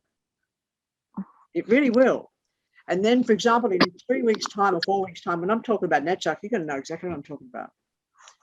If I say, for example, there's an eight of Pentacles just turned up Netzach, what's that mean? You're going to go, oh, that person's a prostitute. Yeah, okay, that's a good sex worker. Hey, right, that's fine. It could also be somebody who sells lingerie, or somebody who sells Lamborghinis as well, because they're still sex symbols. But if it falls in the sphere of Netzach, you're going to know that's what it's got to do. Yeah? If there's a 7 of Cups, it's like somebody who sort of like gets in their imagination and jerks off to a computer screen, for example. Okay, all kinds of possibilities, but unless this original information sinks into you like a really nice massage oil, the rest of it is just going to be surface shit, and you won't be able to pull on. And what happens back? Oh, that's the scary bit. The scary bit is something is listening to you learning. Well, that's a nice drop in the ocean, isn't it? So, Laura, I have a question in regards to that. Thank you. Is that okay? Yeah. Yeah. So, in my original notes from 2001, when we were looking at the art at that point in time, we also had Chiron listed. I've moved it. I've changed my that's mind. what I wanted to know. Oh, really? Yes. I got to update my grimoires, huh? You've got to update your grimoire. Yeah. Well, and you then also work out have- why I've changed it. You also had the pentagram there, which I don't know whether you were going to bring later on. No, I do. We'll discuss that just for a second. If you draw it, if I draw it, okay, just for the sake of it.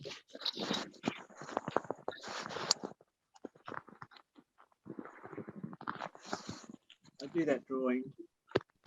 Okay. Most people think that's like a symbol of witches. Yeah, that's okay. But the cool people wear. But you know what it is? It's called the 5 ellipses of Venus. And what it actually really looks like.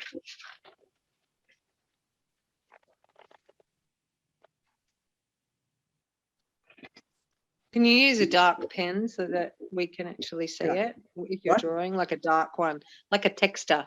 Like a Or a Sharpie Sharpie. text. Oh, Sharpie. Yeah. Thanks. Yeah, it's what you need. It's happening. This is when it's like, see, just while I was waiting, if I was to do that sort of, and you didn't know that it was a piece of paper, it could like a line, could look like a line, couldn't it? Yeah. But when I do that, it's completely different. So if I was to put a dot on the page, say for example, thank you, darling. Say for example, I was to, just very briefly. Okay, so let me just do this mind fuck with you. So that's the word it. IT. Okay. That's how I've written it. And I've written it like that on purpose. Okay, because you see that little dot? Like the dot in the middle of the page. If I was to turn that letter I that way, and I look down the middle of it, it would be that, wouldn't it? Yeah. If I was to get that line there that crosses the T and turn it on its side and look down it, it would be that, wouldn't it? So what's in the very middle of the T? It's that, isn't it? If I've got that line there and I was to look down it to the middle of it, it would be that. But that there could be that, when in actuality, it could also be that.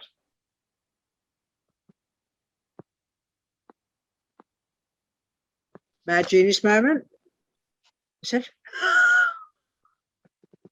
I'm actually not fucking with you. It seems like what the fuck is all on, but I'm not. Okay, I'm going to draw Venus again.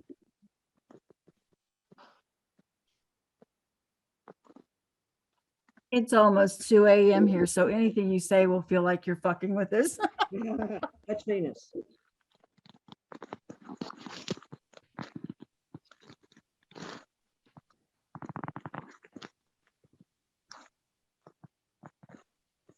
How is that possible?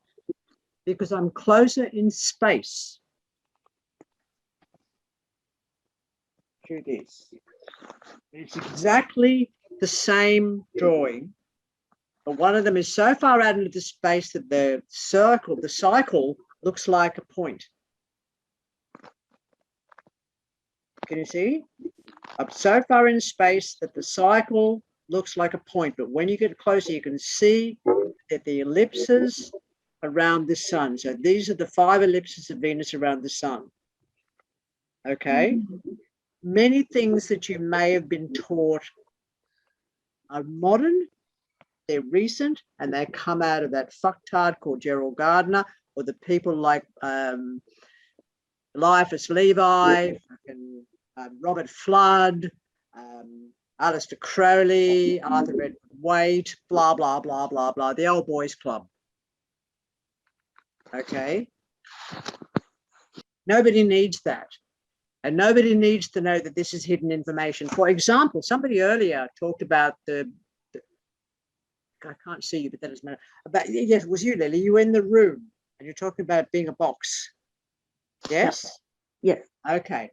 That's really, I was thrilled when you said that. And I'll explain that particularly. What was I up to with that? Okay, with the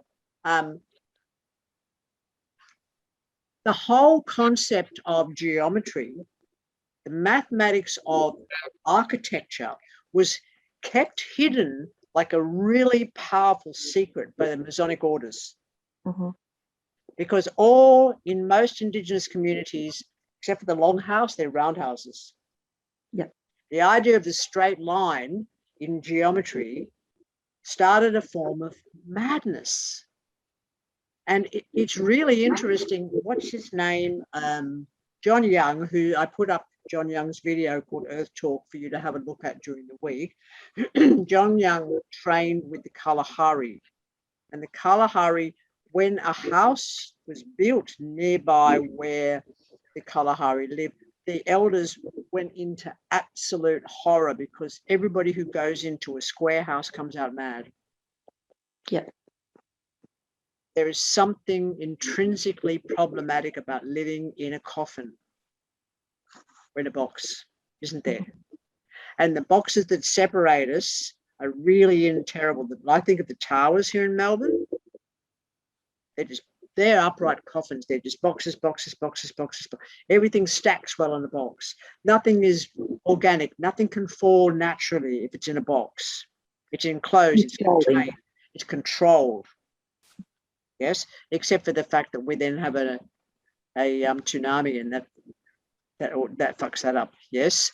So I'm watching humanity at the moment attempting to control COVID. COVID is a life form.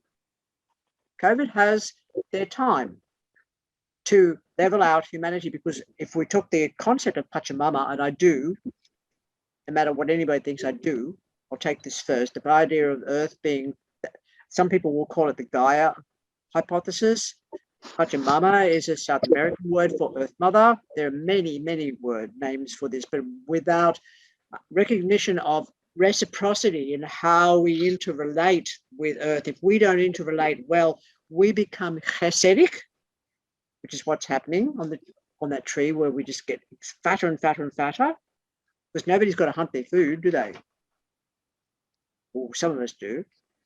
Get fatter and fatter and fatter, and when we get fatter and fatter and fatter, we get sicker and sicker and sicker, and all of a sudden Pachamama goes, we're just going to bring about a bit of a virus, which is, we have every virus that we could imagine on the blockchain of our DNA and RNA. They're always there all the time. And sometimes they bloom because it's the season of their blooming. And this fear of death is just odd, because nothing dies. And this is also what I'm hoping you get your heads around, or you get that makes sense, because what will happen with Kabbalah, it's a beautiful phenomenon. It starts to burrow into you. What I'm teaching here is going to start to infiltrate your dreams, affect the way you touch things, affect the way you look at things, affect the way you think about what you're being taught. It starts to burrow into you and transform you from the center out, so that you'll come to not fear things like COVID. It's like, this is even my daughter yesterday. She said, what is this about vaccination? I said, vaccination or no vaccination, what's it got to do with you? I don't tell you who I fuck. I'm not about to tell you whether I get what I get a needle for, or whether or not I go and change my diaper every day.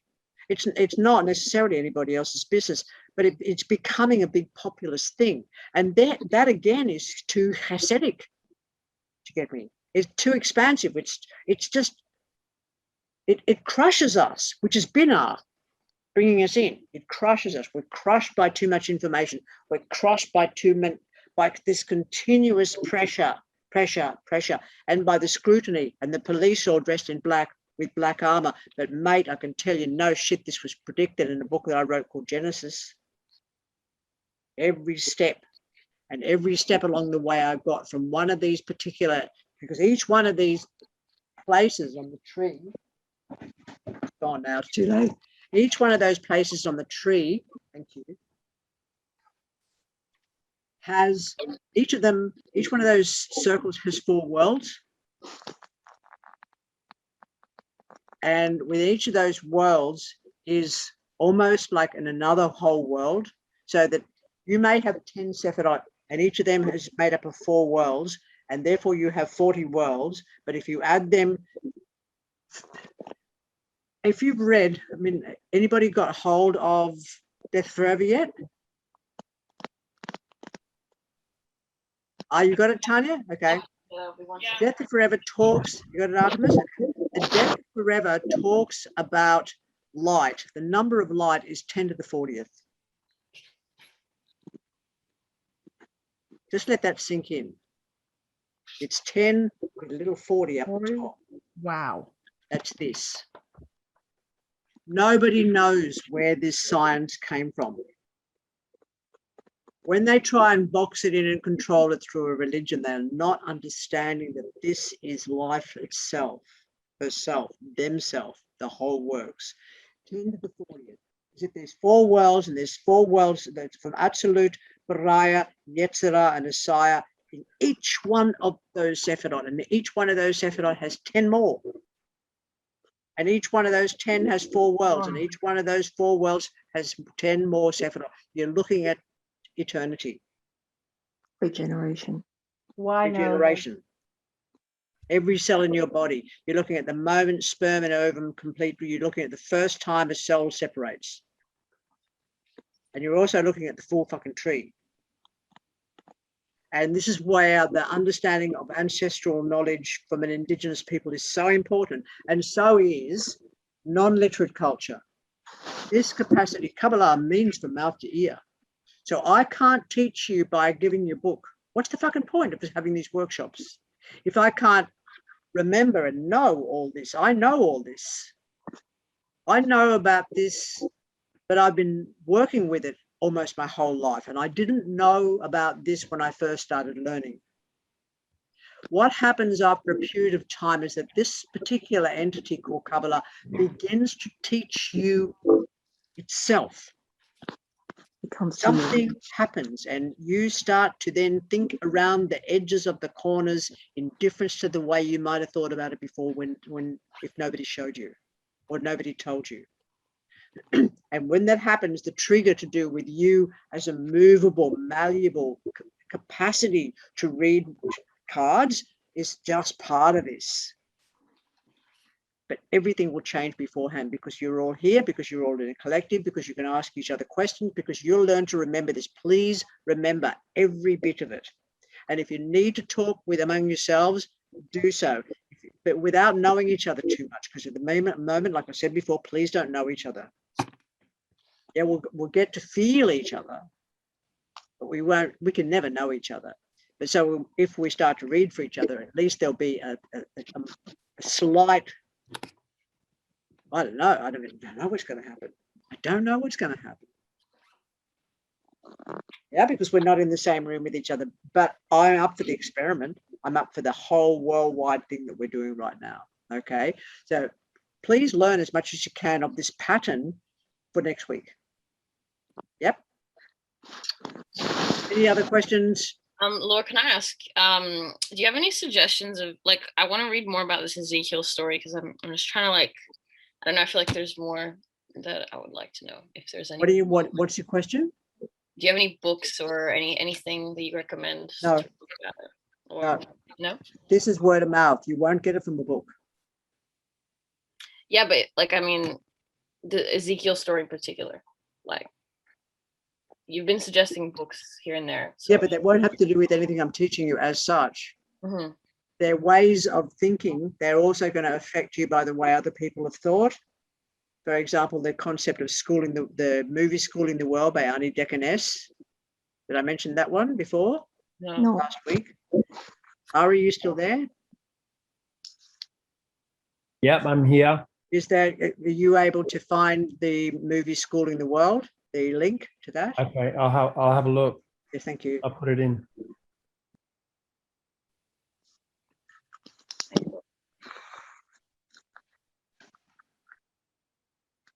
Thanks, Ari. He's getting it for us.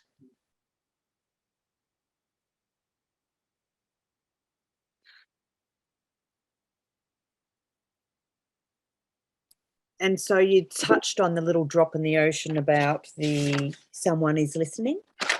About what? Someone is listening. Yes. Yeah.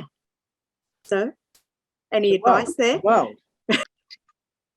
life is listening. Right. Isn't that the Life reciprocity? is not necessarily what you think it is. It's not us and everything else. There's more to it, and it does come down to no one can get close to it. And I think the closest a person can get is if they do DMT. As an example. There's that link. You can grab hold of that link. Thank you, Ari.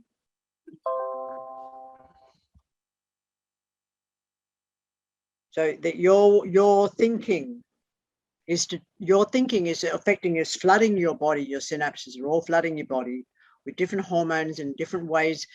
And don't think for a moment that you haven't got on your knee. You've got a cell on your knee. In that cell, there are vast numbers of atoms. Each of those atoms has a nucleus. Each of those nuclei have electrons going around them in vast quantities. We don't know if those electrons actually are the ellipses of planets around a sun. And if one of the ellipses of those planets around that sun contains this Earth with us on it.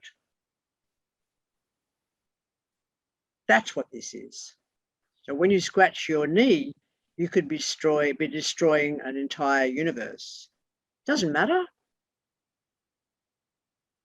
So when you eat the kangaroo that you found on the side of the road, and you gut and you cut her, and you've checked that she's got no joeys, and you make sure that she's good food, and you take off the leg at the back, you are eating the eternity of every kangaroo that ever lived. You see, this is nourishment. This is why it's so important to, yes, we honor our food. We honor our food because we are brothers and sisters to this food. We are family. And this is really, really significant. This is why the idea of fucking racism is so hysterical, because I just got to lift up my skin and boo. There you are. And it's the same with the idea of beauty. It's the same with the idea of one of the most beautiful people I have ever met, a woman named Sarah McQueenie. Sarah McQueenie came to one of my workshops in 1980, and it was in Blackwood, I think, New South Wales, in Victoria, before I moved up north. No, it was 1979, 1980. Sarah McQueenie was born with the experience of spina bifida. So Sarah McQueenie walks with sticks, yes? Everybody's laid out, there's 20 people laid out on the floor in this old abandoned church where we're doing the work the weekend. And I was putting everybody through a relaxation process. And to get them through the relaxation process, I got them all to tense up parts of their body and then relax them. Tense up, everybody all over the floor. You've got to tense up your hands, and then tense up your hands. Everybody in the room does this on the floor. And Sarah McQueenie goes, and I went, who the fuck are you?